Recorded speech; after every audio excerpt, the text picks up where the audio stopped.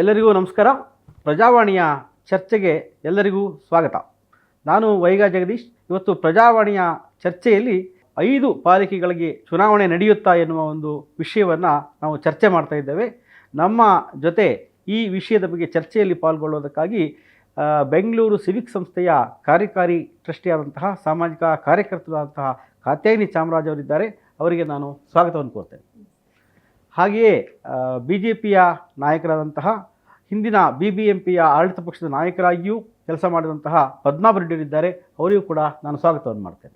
ಕಾಂಗ್ರೆಸ್ನ ಮುಖಂಡರು ಹಾಗೂ ಹಿಂದಿನ BBMPಯ ಆಡಳಿತ ಪಕ್ಷದ ನಾಯಕರ ಕೆಲಸ ಮಾಡಿದಂತಹ ಅಬ್ದುಲ್ ವಾಜಿದ್ ಅವರು ನಮ್ಮ ಜೊತೆಗಿದ್ದಾರೆ. ಅವರಿಗೂ ಕೂಡ ನಾನು ಸ್ವಾಗತವನ್ನು ಕೋರ್ತೇನೆ. ಇವತ್ತು 3 ಜನ ನಮ್ಮ ಜೊತೆ ಚರ್ಚೆಯಲ್ಲಿ ಪಾಲ್ಗೊಳ್ಳಿದ್ದಾರೆ. ಒಂದು ಸುಪ್ರೀಂ ಕೋರ್ಟ್ ಒಂದು ಆದೇಶ ಮಾಡಿದೆ, ಜೂನ್ 30 ಒಳಗಡೆ ಚುನಾವಣೆ ಮಾಡಬೇಕು ಅಂತ. ಸರ್ಕಾರ ಕೂಡ ಆಗಲೇ ಮೀಸಲಾತಿ ಪಟ್ಟಿಯನ್ನು ಪ್ರಕಟಿಸಿದೆ.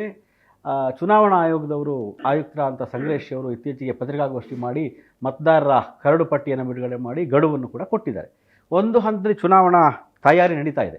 ಆದರೆ ಇಲ್ಲಿಯವರೆಗೆ ಕರ್ನಾಟಕವನ್ನು ಆಳಿದಂತಹ ಯಾವುದೇ ಪಕ್ಷ, ನೀವು ಕಾಂಗ್ರೆಸ್ನವರು ಇದ್ದೀರಿ, BJPಯವರು ಇದ್ದೀರಿ, ಇವು ಮೇಡಮ್ ಅವರು ನೋಡಿದರೆ, ನೀವು ನೋಡಿದರೆ, ಯಾವುದೇ ಪಕ್ಷಕ್ಕೂ ಕೂಡ ಚುನಾವಣೆ ಮಾಡುವಂತಹ, ಅದು BBMP ಇತ್ತು, ಮಧ್ಯ ವಿಭಜನೆ ಮಾಡಿಕೊಟ್ರು, ಮತ್ತೆ ತಡೆ ಆಯಿತು, ಮತ್ತು ಈಗ ವಿಭಜನೆ ಮಾಡಿ GBA ಅನ್ನೋದನ್ನು ಹೊಸ ಮಾಡಿ ಈಗ ಚುನಾವಣೆ ನಡೆಸೋಕ್ಕೆ 5 ಪಾಲಿಕೆಗಳನ್ನು ವಿಭಜನೆ ಮಾಡಲಾಗಿದೆ.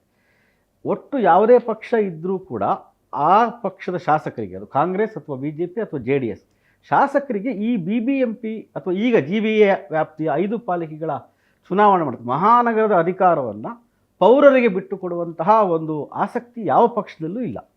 ಈಗ ಕೂಡ ಅಂಥದೇ ಒಂದು ಇಕ್ಕಟ್ಟಿನ ಪರಿಸ್ಥಿತಿಯಲ್ಲಿದ್ದೇವೆ ಅನಿಸುತ್ತೆ. ಯಾಕೆಂದರೆ ಈಗಾಗಲೇ ಒಂದು ಮೀಸಲಾತಿಯ ಸಣ್ಣ ಗೊಂದಲ ಇದೆ. ಆಮೇಲೆ ಕೋರ್ಟ್ ಆದೇಶವನ್ನು ಪಾಲನೆ ಮಾಡಿಲ್ಲ ಸರಿಯಾಗಿ ಎನ್ನುವಂತಹ ಒಂದು ಮಾತುಗಳು ಕೂಡ ಇದೆ. ಈ ಎಲ್ಲ ಬೆಳವಣಿಗೆಗಳ ಮಧ್ಯೆ ತಯಾರಿ ಕೂಡ ನಡೆದಿದೆ. ಒಟ್ಟು ಚುನಾವಣೆ ನಡೆಯುತ್ತಾ ಮೇಡಮ್? ನಿಮ್ಗೇನು ಅನಿಸುತ್ತೆ ಕಾತ್ಯಾಯಿನಿ ಚಾಮರಾಜ್ ಅವರೇ? ಇಟ್ ಇಸ್ ಟೈಮ್ ಮಾಡಬೇಕಾಗಿತ್ತು, ಮಾಡಿಲ್ಲ. 2020 ಸೆಪ್ಟೆಂಬರಲ್ಲಿ ಟೆನ್ಯೂರ್ ಇವ್ರದ್ದೆಲ್ಲ ಮುಗಿದೋದಾಗ ಜಸ್ಟಿಸ್ ಅಭಯ್ ಓಕ್, ನಾವು ನೆನೆಸ್ಕೋಬೇಕು ಅವ್ರನ್ನ.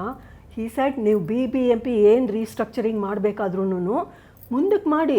ಇವಾಗ ಸದ್ಯಕ್ಕೆ ಕಾನ್ಸ್ಟಿಟ್ಯೂಷನ್ ಪ್ರಕಾರ, ಸಂವಿಧಾನದ ಪ್ರಕಾರ 74ನೇ ತಿದ್ದುಪಡಿ ಪ್ರಕಾರ ಎಲೆಕ್ಷನ್ ನೀವು ಮಾಡಬೇಕಾಗಿತ್ತು ಸೆಪ್ಟೆಂಬರ್ 20th ಮುಂಚೆನೇ.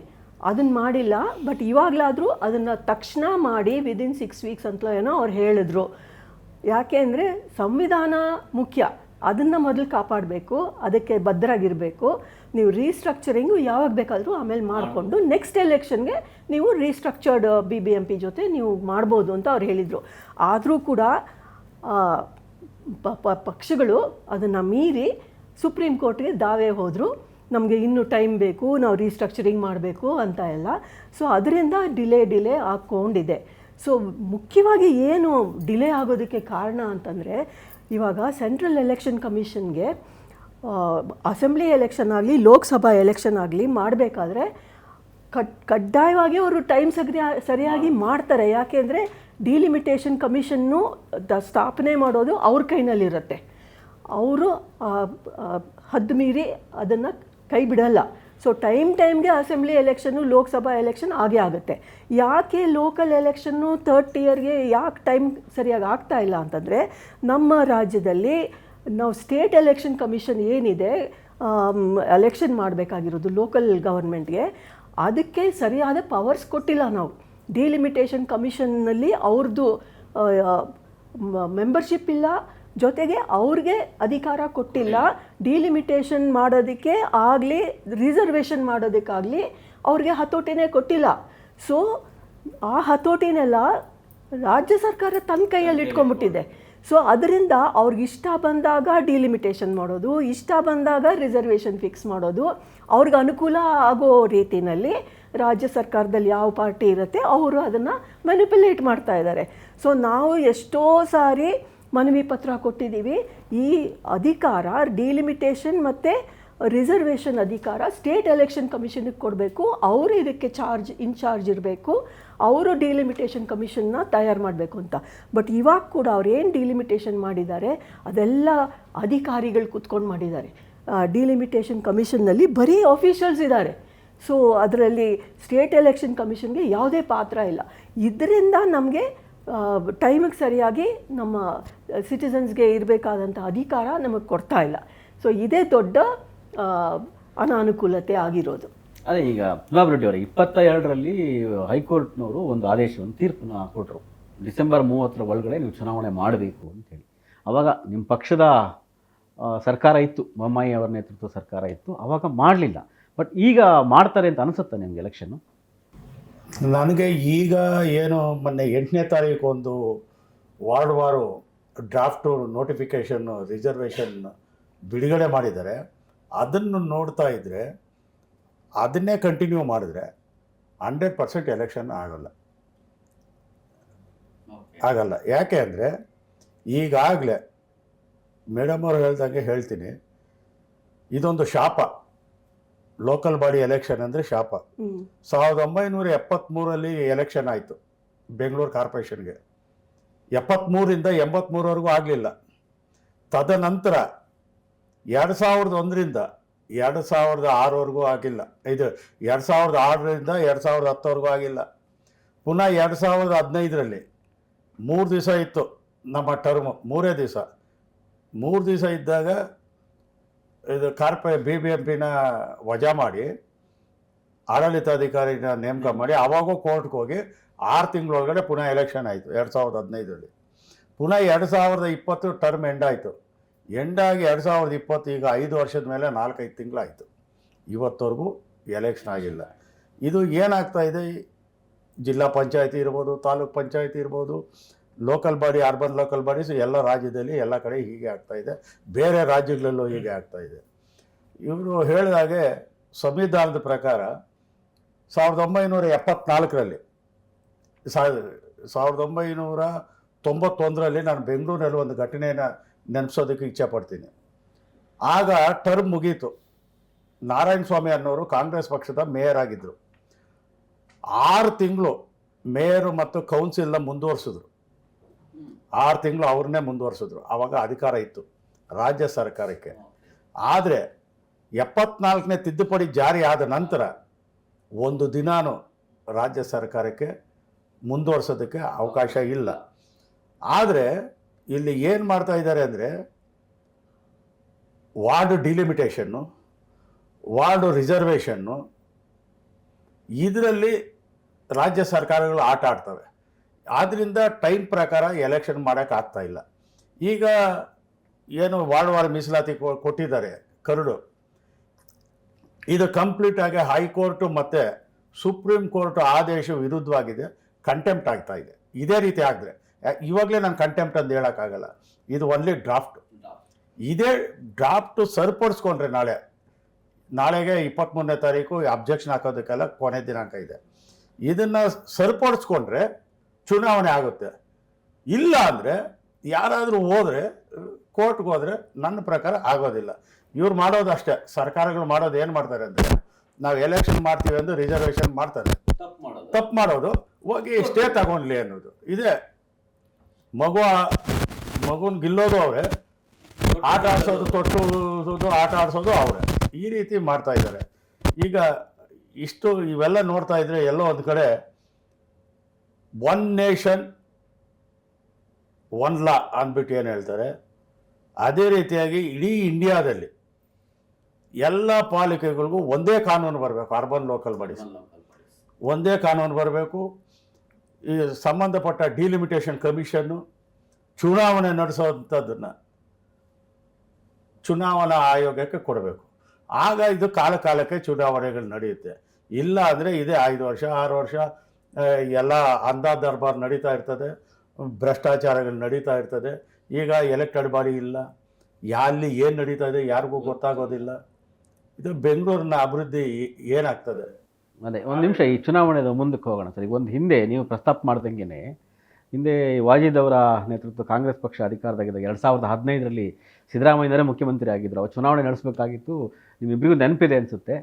3 ದಿನ ಅಧಿವೇಶನ ಮಾಡಿದ್ರು ವಿಭಜನೆ ಮಾಡೋದಕ್ಕಾಗಿ. ವಿಧಾನಸಭಾ ಪ್ರತ್ಯೇಕ ಅಧಿವೇಶನ ಮಾಡಿ, ವಿಶೇಷ ರಾತ್ರಿ ಎಲ್ಲ ಅಧಿವೇಶನ ಮಾಡಿ ವಿಭಜನೆ ಮಾಡೋಕ್ಕೆ ಪ್ರಯತ್ನ ಪಟ್ಟರು. ಬಟ್ ಕೋರ್ಟ್ ಒಪ್ಪಲಿಲ್ಲ, ಅನಿವಾರ್ಯ ಚುನಾವಣೆ ಮಾಡಿದ್ರು. ಈಗ ಕೂಡ 2022ರಲ್ಲಿ ಮಾಡಬೇಕಾಗಿತ್ತು, 20ರಲ್ಲಿ ಮಾಡಬೇಕಾಗಿತ್ತು. ಇವ್ರು ಬಂದು ಸಿದ್ದರಾಮಯ್ಯ ನೇತೃತ್ವ ಕಾಂಗ್ರೆಸ್ ಸರ್ಕಾರ ಬಂದು ಆಗಲೇ 3 ವರ್ಷ ತುಂಬ್ತಾ ಇದೆ. ಮಾತ್ರ ಸಂವಿಧಾನ ಸಂವಿಧಾನ ಅಂತ ಸಿದ್ದರಾಮಯ್ಯನವ್ರು ಹೇಳ್ತಾರೆ, ರಾಹುಲ್ ಗಾಂಧಿ ಹೇಳ್ತಾರೆ, ಡಿ ಕೆ ಶಿವಕುಮಾರ್ ಹೇಳ್ತಾರೆ. ಆದರೆ ಕರ್ನಾಟಕದ ಈಗಾಗಲೇ ಪದ್ಮನಾಭ ರೆಡ್ಡಿ ಹೇಳಿದಾಗೆ ಸ್ಥಳೀಯ ಸಂಸ್ಥೆಗಳ ವಿಚಾರದಲ್ಲಿ ಸಂವಿಧಾನವೂ ಇಲ್ಲ, ಯಾವುದೂ ಇಲ್ಲ. ಎರಡಕ್ಕೂ 5-5 ವರ್ಷ ಆಗೋಯ್ತು. ಪಾಲಿಕೆಗೂ ಆಯಿತು, ಜಿಲ್ಲಾ ಪಂಚಾಯತ್ಗೆ. ಬಿ ಜೆ ಪಿಯವರು ಮಾಡಲ್ಲ ಬಿಡಿ, ಅವ್ರು ಸಂವಿಧಾನದ ಮೇಲೆ ನಂಬಿಕೆ ಇಲ್ಲ ಅಂತ ನೀವು ಕಾಂಗ್ರೆಸ್ನವ್ರು ದೂರ್ತೀರಿ. ನಿಮ್ಮ ಸಂವಿಧಾನದ ಮೇಲೆ ನಂಬಿಕೆ ಇರೋರು ಯಾಕೆ ಚುನಾವಣೆ ಮಾಡಲ್ಲ? ಈ GBA ಮಾಡಿರೋದು ಮತ್ತು ಪಾಲಿಕೆಯನ್ನು ಒಡೆದಿರೋದು ಚುನಾವಣೆ ಮುಂದೂಡೋ ಉದ್ದೇಶವ, ಚುನಾವಣೆ ನಡೆಸೋ ಉದ್ದೇಶವ ಅಲ್ಲ, ಅವರು ಮುಗಿಸ್ಬಿಡ್ಬೋದಾ ಅಂತ. ಇವತ್ತು ಖಂಡಿತವಾಗಿ ನಮ್ಮ ರಾಜ್ಯ ಸರ್ಕಾರ ಏನು ಬೃಹತ್ ಬೆಂಗಳೂರು ಮಹಾನಗರ ಪಾಲಿಕೆನ ಗ್ರೇಟರ್ ಬೆಂಗಳೂರು ಅಥಾರಿಟಿಯನ್ನು ಮಾಡಿ 5 ಪಾಲಿಕೆಯನ್ನು ರಚನೆ ಮಾಡಿ ಡಿಲಿಮಿಟೇಷನ್ ಮುಗಿಸಿ ಈಗ ಆಲ್ರೆಡಿ ನಾವು ಚುನಾವಣೆಗೆ ತಯಾರಾಗಿದ್ದೀವಿ. ಕಾಂಗ್ರೆಸ್ ಪಕ್ಷ ಯಾವತ್ತೂ ಚುನಾವಣೆ ಸ್ಥಳ ಇದಕ್ಕೆ ಮಟ್ಟಿಗೆ ಚುನಾವಣೆ ಮಾಡೋಕ್ಕೆ ತಯಾರಾಗಿರ್ತೀವಿ. ಇವತ್ತು ಯಾಕೆ ಚುನಾವಣೆ ಲೇಟ್ ಆಯ್ತು ಅಂತ ಅದು ನಿಮಗೆಲ್ಲ ಗೊತ್ತಿರ್ತಕ್ಕಂಥದ್ದು. ಈಗ ಮೇಡಮ್ ಹೇಳ್ದಂಗೆ ಈ 2020 ಏನಾಯಿತು, ಸುಪ್ರೀಂ ಕೋರ್ಟ್ ಹೋದರು, ಅಲ್ಲಿ ತಿರ್ಗಾ ವಿಭಜನೆ ಮಾಡಬೇಕಂತ ಹೊರಟರು, ಅದೆಲ್ಲ ಒಂದು ಫೇಸ್ ಆಯಿತು. ನಮ್ಮ ಸರ್ಕಾರ ಬಂದ ನಂತರ ಇದು GBA ಆಗಬೇಕಾಯ್ತು. GBAನೂ ಆಲ್ರೆಡಿ 1 ವರ್ಷ ಆಗಿದೆ, ಈಗ ಪಾಲಿಕೆನೂ ಆಯಿತು. ಈಗ ಸುಪ್ರೀಂ ಕೋರ್ಟ್ ಆದೇಶ ಮೇರೆಗೆ ಇವತ್ತು 2010 ಅಷ್ಟೇ, 2015 ಅಷ್ಟೇ, ಇವತ್ತು 2026 ಸಹ ಉಚ್ಚ ನ್ಯಾಯಾಲಯ ಆದೇಶ ಮೇರೆಗೆ ಚುನಾವಣೆ ಆಗ್ತಾ ಇರೋದು. ಒಂದು ನಾನು ಹೇಳಕ್ಕೆ ಇಷ್ಟಪಡ್ತೀನಿ, ಈಗ ಮೇಡಮ್ ಹೇಳ್ದಂಗೆ ಯಾವ ರೀತಿಯ ಅಸೆಂಬ್ಲಿ ಮತ್ತು ಪಾರ್ಲಿಮೆಂಟ್ ಚುನಾವಣೆಯ ಸಮಯಕ್ಕೆ ಆಗ್ತದೆ, 6 ತಿಂಗಳ ಮುಂಚೆನೇ ಪ್ರಕ್ರಿಯೆ ಸ್ಟಾರ್ಟ್ ಆಗುತ್ತೆ, ಎಲ್ಲ ಆಗುತ್ತೆ. ಅದೇ ರೀತಿ ಒಂದು ಕಾನೂನು ಬದಲಾವಣೆ ಬರಬೇಕು ಇಡೀ ದೇಶಕ್ಕೆ. ಇವತ್ತು ಇಡೀ ದೇಶದಲ್ಲಿ ಸುಮಾರು 70% ಲೋಕಲ್ ಬಾಡಿ ಚುನಾವಣೆ ಆಗಿಲ್ಲ. ಇವತ್ತು ಮಹಾರಾಷ್ಟ್ರ ಮೊನ್ನೆ ಚುನಾವಣೆ ಆಯಿತು ಆಫ್ಟರ್ 5 years. ಅದಕ್ಕೆ ಹಿಂದೆ ಮಧ್ಯಪ್ರದೇಶ, ಅದಕ್ಕೆ ಹಿಂದೆ ಪಂಜಾಬ್, ಇದೆಲ್ಲ ರಾಜ್ಯದವರು ಇವತ್ತು ಕೋರ್ಟ್ ಆದೇಶ ಮೇರೆಗೆ ಚುನಾವಣೆ ಆಗ್ತಾ ಇರ್ತಕ್ಕಂಥ. ಇಡೀ ದೇಶದಲ್ಲಿ ಸುಮಾರು 75% ಲೋಕಲ್ ಬಾಡಿ ಚುನಾವಣೆ ಆಗಿಲ್ಲ. ಎಲ್ಲರೂ ಕೋರ್ಟ್ ಮುಖಾಂತರ ಚುನಾವಣೆ ಆಗ್ತಾ ಇರ್ತಕ್ಕಂಥ. ಎಲ್ಲ ಒಂದು ಕಡೆ ಇಡೀ ದೇಶದಲ್ಲಿ ಒಂದು ಕಾನೂನು ತರಬೇಕು. ಯಾವ ರೀತಿಯ ಅಸೆಂಬ್ಲಿ ಮತ್ತು ಪಾರ್ಲಿಮೆಂಟ್ ಚುನಾವಣೆ ಆಗುತ್ತೆ, ಅದೇ ರೀತಿಯ ಲೋಕಲ್ ಬಾಡಿ ಚುನಾವಣೆಯ ಸಮಯಕ್ಕೆ ತಕ್ಕನಾಗಿ ಮಾಡ್ತಕ್ಕಂಥದ್ದು ಬಹಳ ಉತ್ತಮ ಅಂತ ನಾನು ಸಹಮತ ಇದ್ದೇನೆ. ಮಧ್ಯೆ ಏನೋ ಮಾತಾಡಕ್ಕೆ ಹೊರಟ್ರಿ. ಈಗ ಗ್ರೇಟರ್ ಬೆಂಗಳೂರು ಅಥಾರಿಟಿ ಮಾಡಿದ್ದಾರೆ, ನಮ್ಮ ವಾಜಿದವರು ಹೇಳ್ದಂಗೆ. ನಮ್ಮ ರಾಜ್ಯದ ಮುಖ್ಯಮಂತ್ರಿಗಳು ಸ್ವತಃ ವಕೀಲರು. 74ನೇ ತಿದ್ದುಪಡಿ ತಂದಿದ್ದು, ಸಂವಿಧಾನಕ್ಕೆ ತಿದ್ದುಪಡಿ ತಂದಿದ್ದು, ಲೋಕಲ್ ಸೆಲ್ಫ್ ಗೌರ್ಮೆಂಟ್ ಅಂದ್ಬಿಟ್ಟು ಅದಕ್ಕೆ ಒಂದು ಕಾನ್ಸ್ಟಿಟ್ಯೂಷನಲ್ ಸ್ಟೇಟಸ್ ಕೊಟ್ಟಿದ್ದು ಸನ್ಮಾನ್ಯ ರಾಜೀವ್ ಗಾಂಧಿಯವರು.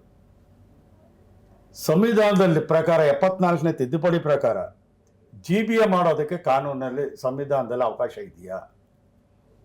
ಸಂವಿಧಾನದಲ್ಲಿ ಅವಕಾಶ ಇದೆಯಾ? GBA ಮಾಡಿದ್ರು.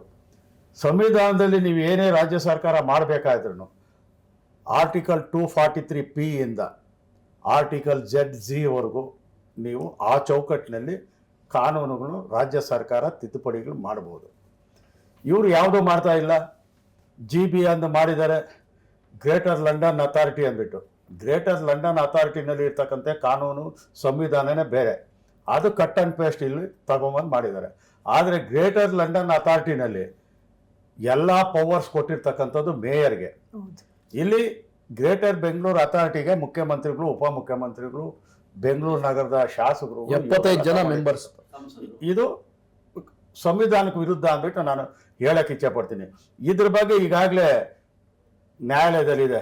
ಮೋಸ್ಟ್ಲಿ ಮೇಡಮ್ ಅವರು ಅದರಲ್ಲಿ ಕೇಸ್ ಹಾಕಿರೋದಂಗಿದ್ದಾರೆ ನಾನು ನೋಡಿದಾಗ. ಇದು ವರ್ಡಿಕ್ಟ್ ಬಂದೇ ಬರ್ತದೆ. 100% GBA ಕ್ವಾಶ್ ಆಗುತ್ತೆ ನನ್ನ ಪ್ರಕಾರ.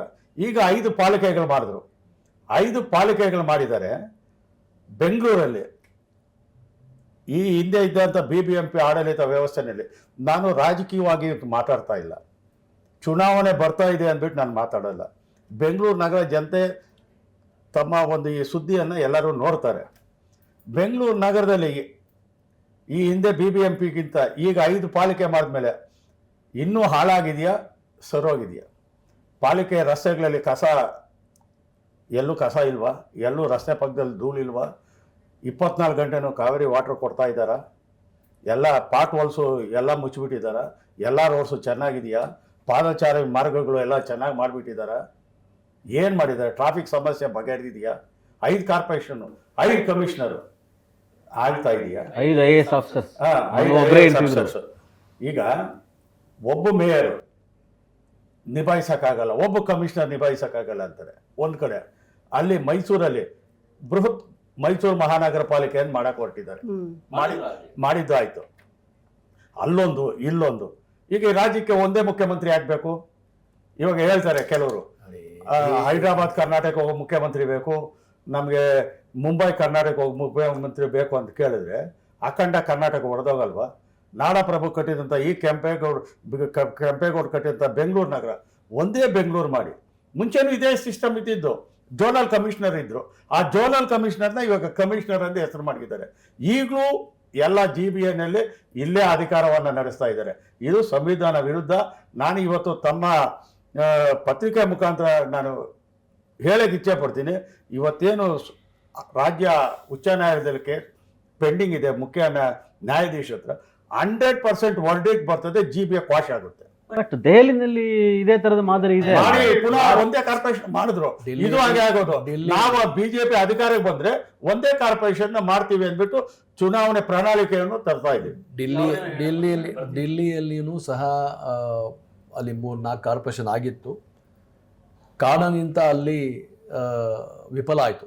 ತಿರ್ಗಾ ಅಲ್ಲಿ ವಾಪಸ್ ಅಮೆಲಿಗೇಷನ್ ತರ ಮಾಡಿ ವಾಪಸ್ ಪುನಃ ದಿಲ್ಲಿ ಮಹಾನಗರ ಪಾಲಿಕೆ ಆಗಿದೆ. ಇದು ಹಾಗೆ ಆಗೋದು. ಈಗ ಬೆಂಗಳೂರು ಒಂದು ದೊಡ್ಡ ನಗರ, ಬೆಳೀತಕ್ಕಂಥ ನಗರ. ನಿಮ್ಗೆ ಗೊತ್ತಿರ್ತಕ್ಕಂಥ ಇವತ್ತು 1,40,00,000 ಜನ ಇರ್ತಕ್ಕಂಥವ್ರು. ಪದ್ಮಾಬಿಡಿ ಚೆನ್ನಾಗಿ ಗೊತ್ತಿದೆ. 198 ವಾರ್ಡ್ ಇದ್ದಾಗ ಒಂದೇ ಕಮಿಷನರು, ಒಂದೇ ಮೇಯರು, ಒಂದು ಮೇಯರ್ 1 ವರ್ಷಕ್ಕೆ. ಆ ಮೇಯರ್ ಬಂದು ಸ್ಥಾನ ಕೂತ್ಕೊಂಡು ಅರ್ಥ ಆಗೋವರು 3-4 ತಿಂಗಳು ಆಗ್ಬಿಡೋದು. ಒಂದು ಯಾವುದೇ ಒಂದು ಯೋಜನೆ ತರಬೇಕಂದ್ರೆ ಒಂದು ಅವಧಿ ಮುಗ್ದೋಗಿರೋದು. ಈಗ 5 ಕಾರ್ಪೊರೇಷನ್ ಬೇರೆ ಬೇರೆ ಮಾಡಿದ್ದೀವಿ. 72 ವಾರ್ಡು, 63 ವಾರ್ಡ್ ಅಂತ ಮಾಡ್ಕೊಂಡಿದ್ದೇವೆ. ಈಗ ಕಮಿಷನರ್ಗಳು ಮಾಡಿದ್ದೇವೆ. ಯಾರಿಗೆ ಅದು ಜಾಸ್ತಿ ಲಾಭ ಆಗ್ತದೆ? ಸಾರ್ವಜನಿಕರಿಗೆ ಲಾಭ ಆಗ್ತದೆ ನೇರವಾಗಿ. ಲಾಭ ಅಂದ್ರೆ ಲಾಭ ಅಂದ್ರೆ ಇವರು ಬರೇ ಲಾಭ ನಷ್ಟ ಅದ್ರ ಪ್ರಕಾರ ಹೇಳ್ತಾ ಇರ್ಬೋದು. ನಾನು ಹೇಳ್ತಾ ಇರೋದು ಸಾರ್ವಜನಿಕರಿಗೆ ಯಾರನ್ನ ಇವತ್ತು ಅಧಿಕಾರಿಗಳು ಸಿಗ್ಬೇಕಾದ್ರಾಗ್ಲಿ, ಕಮಿಷನರ್ ನೇರವಾದ ಹೋಗಿ ಮಾತಾಡ್ತಕ್ಕಂಥದ್ದಾಗ್ಲಿ, ಅಲ್ಲಿ 2 ಝೋನ್ಗಳು ಮಾಡಿರೋದಾಗ ಆಗ್ತದೆ. ಆಫೀಸರ್ಸ್ ಜಾಸ್ತಿ ಮಾಡಿರ್ತಕ್ಕಂಥದ್ದು ಅಭಿವೃದ್ಧಿ ಎತ್ ಕಾಣುತ್ತೆ, ಕಾಂಪಿಟೇಷನ್ ಇರ್ತದೆ. ಮತ್ತೆ ಬೆಂಗಳೂರಿಗೆಲ್ಲ ಒಂದ್ ಕಡೆ ಅಡ್ವಾಂಟೇಜ್ ಆಗುತ್ತೆ. ಅಭಿವೃದ್ಧಿ ಬಗ್ಗೆ ಹೇಳ್ತಾರೆ ಇವರು. ಈ ಕಸದ ಬಗ್ಗೆ ಹೇಳಿದ್ರು, ಪಾಟ್ ಹೌಸ್ ಬಗ್ಗೆ ಹೇಳಿದ್ರು. ಅದು ನೀವು ಹಿಂದಿನ ಸರ್ಕಾರದಲ್ಲಿ ನೋಡ್ರಿ ಏನಾಗಿತ್ತು. ಗಾರ್ಬೇಜ್ ಸಿಟಿ ಯಾರ ಕಾಲದಲ್ಲಿ ಬಂತು? ನೀರಿನ ವ್ಯವಸ್ಥೆ ಯಾರ ಕಾಲದಲ್ಲಿ ಬಹಳ ತೊಂದರೆ ಇತ್ತು. ಇವತ್ತು ನಾವು ಕಾವೇರಿ 5th ಸ್ಟೇಜು ತಂದಿದ್ದೇವೆ. ಮನೆಗೆ ನೀವು ನೀರು ತಗೊಳ್ತಕ್ಕಂಥ ವ್ಯವಸ್ಥೆನೂ ಮಾಡಿದ್ದೇವೆ, ಸಪ್ರೇಟ್ ವೆಹಿಕಲ್ಸು ಮಾಡಿದ್ದೇವೆ. ಜನರು ನೀವು ಕೊಂಡ್ಕೊಳ್ಬೋದು ನೀರು ನೇರವಾಗಿ. ನಾವು ನೇರವಾಗಿ ಜನರ ಹತ್ರ ಹೋಗ್ತಕ್ಕಂಥ ಕೆಲಸ ಇವತ್ತು ಕಾರ್ಪೊರೇಷನ್ ವಿಭಜನೆ ಮಾಡ್ತಕ್ಕಂಥದ್ದು ಮಾಡಿದ್ದೇವೆ. GB ಒಂದು authority, supervision authority of under the 5 corporation ಮೇಲೆ ಒಂದು ಸೂಪರ್ವೈಸ್ ಮಾಡಕ್ಕಂಥ ಒಂದು ಕಮಿಟಿ. ಅದಕ್ಕೆ 75 ಜನ ಇದ್ದಾರೆ. ಸೂಪರ್ ಪವರ್ ಅಂತ ಹೇಳಕ್ಕಾಗಲ್ಲ. ಇಟ್ಸ್ ಅಡ್ಮಿನಿಸ್ಟ್ರೇಟಿವ್ ರಿಫಾರ್ಮ್ಸ್ ಅಲ್ಲಿ ಎಲ್ಲ 5 ಕಾರ್ಪೊರೇಷನ್ ಯಾವ ತರ CM ಅಧ್ಯಕ್ಷರಾಗಿದ್ದಾರೆ, ಅದಕ್ಕೆ ವೈಸ್ ಚೇರ್ಮನ್ ಆಗಿದ್ದಾರೆ, ಜಿಲ್ಲಾ ಮಂತ್ರಿ ಆಗಿರ್ತಾರೆ, ಎಲ್ಲ MLAಗಳಿದ್ದಾರೆ. ಇವರಿಗೆ GBA ಸರಿಗಿಲ್ಲ ಅಂತ ಹೇಳ್ತಕ್ಕಂಥ ಮಾತು ಹೇಳಿದಾಗ ಯಾಕೆ ಅಸೆಂಬ್ಲಿಯಲ್ಲಿ ಯಾಕೆ ಅವರು ಪ್ರೊಟೆಸ್ಟ್ ಮಾಡಲಿಲ್ಲ? No protest. ಅವಕಾಶ ಇತ್ತು, ವಾಕೌಟ್ ಮಾಡಿದ್ರು. ದೇರ್ ವಾಸ್ ಅ ಕಮಿಟಿ, ಅಲ್ಲಿ ಅವ್ರ ಸದಸ್ಯರುಗಳಿದ್ರು, ಒಪ್ಕೊಂಡಿದ್ರು. The bill has gone to the governor. Governor accepted. ಎಲ್ಲ ಆದ ನಂತರ ಅಂದ್ರೆ ಎಲ್ಲ ಒಂದ್ ಕಡೆ ಇವ್ರದ್ದು ಒಪ್ಪಿಗೆ ಇತ್ತು ಅಂತ ಆಯ್ತಲ್ಲ, ಸಹಮತ ಇತ್ತು. BJP ಆಗ್ಲಿ ಕಾಂಗ್ರೆಸ್ ಆಗ್ಲಿ ಎಲ್ಲಾ ಸೇರಿ ಸಹಮತ ವರದಿಯಿಂದ ಇದು GB ಆಗಿರ್ತಕ್ಕಂಥದ್ದು. ಈಗ ಕಾನ್ಸ್ಟಿಟ್ಯೂಷನ್ ಬೈರ ಮತ್ತೊಂದು ಲೀಗಲ್ಲು ಏನಿದೆ ಅವ್ರಿಗೆ ಹಕ್ಕಿದೆ, ಎಲ್ಲಿ ಬೇಕಾದ್ರೆ ಹೋಗ್ಬೋದು. ಈಗ ಇವತ್ತು ತೀರ್ಪು ಕೊಟ್ಟಿರೋದು ಉಚ್ಚ ನ್ಯಾಯಾಲಯ ಅವರು, chief justice, not the only supreme court judge. Chief justice 2 plate ಆಯ್ತು ಅವತ್ತು. 2 ಜಡ್ಜ್ ಕಮಿಟಿ ಆಗಿರತಕ್ಕಂಥದ್ದು. ಮತ್ತೆ ಸರ್ಕಾರನ ಅಫಿಡೇವಿಟ್ ಕೊಟ್ಬಿಟ್ಟಿದೆ, ನಾನು ಈ ತರ ಮಾಡ್ತೀವಿ ಅಂತ ಆಗಿದೆ. ಆಲ್ರೆಡಿ ಪ್ರಕ್ರಿಯೆ ಸ್ಟಾರ್ಟ್ ಆಗಿದೆ. 100% GBA ಚುನಾವಣೆ ಆಗತ್ತೆ. 5 ಪಾಲಿಕೆಯಲ್ಲೂ ಕಾಂಗ್ರೆಸ್ ಬಹುಮತ ಬರ್ತದೆ ಅಂತ ನಮಗೆ ಸಂಪೂರ್ಣ ನಂಬಿಕೆ ಇದೆ. ಈಗ ಇವರು ಹೇಳ್ತಾ ಇರ್ತಕ್ಕಂಥದ್ದು GBA ಬಗ್ಗೆ, GBG ಆ್ಯಕ್ಟು ನಿಮ್ಮವರು ಯಾಕೆ ವಿರೋಧ ವ್ಯಕ್ತಪಡಿಸಿಲ್ಲ ಅಂದರೆ, GBG ಆ್ಯಕ್ಟಲ್ಲಿದ್ದಂಥ BJP ಸದಸ್ಯರು ಯಾರು ಆ ವರದಿಗೆ ಸಿಗ್ನೇಚರೇ ಹಾಕಿಲ್ಲ. ವಿರೋಧ ವ್ಯಕ್ತಪಡಿಸಿದ್ದೀವಿ, ಅಸೆಂಬ್ಲಿನಲ್ಲಿ ಮಾತಾಡಿದ್ದೀವಿ, ಗವರ್ನರ್ ಮನವಿ ಪತ್ರ ಕೊಟ್ಟಿದ್ದೀವಿ. ಸಾರಿ, ಆಯ್ತು, ಯಾರು signature ಅಸೆಂಬ್ಲಿಯಲ್ಲಿ ಹಾಕಿಲ್ಲ. ಚರ್ಚೆ ಮಾಡಲಿಲ್ಲ, ಯಾರು ವಾಕ್ ಔಟ್ ಮಾಡಿದ್ದಾರೆ. ಅಲ್ಲೇ ಇದ್ದಿದ್ರೆ ಅಪ್ರೂವ್ಡ್ ಅಂದ್ಬಿಟ್ಟು ಎಂತ ಸರ್? ಸರ್, ನಾಡು ಪ್ರಭು, ಕೆಂಪೇಗೌಡರು ಕಟ್ಟಿದ ಬೆಂಗಳೂರು ಇಲ್ಲ,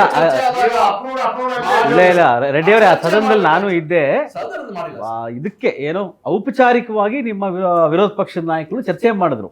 ಆಮೇಲೆ ರಿಜ್ವಾನ್ ಅರ್ಷದ್ ಅವರ ಕಮಿಟಿನಲ್ಲಿ ಪಾಲ್ಗೊಂಡಂತಹ ಎಲ್ಲಾ ಬಿಜೆಪಿ ಸದಸ್ಯರು ಕೂಡ ಸಿಗ್ನೇಚರ್ ಹಾಕಿಲ್ಲ, ಸಿಗ್ನೇಚರ್ ಹಾಕಿದ್ರು, ಸಹಮತವನ್ನ ವ್ಯಕ್ತಪಡಿಸಿದ್ರು ಅಂತ ಸದನದಲ್ಲೇ ಹೇಳಿದ್ದಾರೆ. ನಮ್ದು ಸಣ್ಣ ಪುಟ್ಟ ತಿದ್ದುಪಡಿ ಅಷ್ಟೇ ಇದ್ದಿದ್ದು ಅಂತ.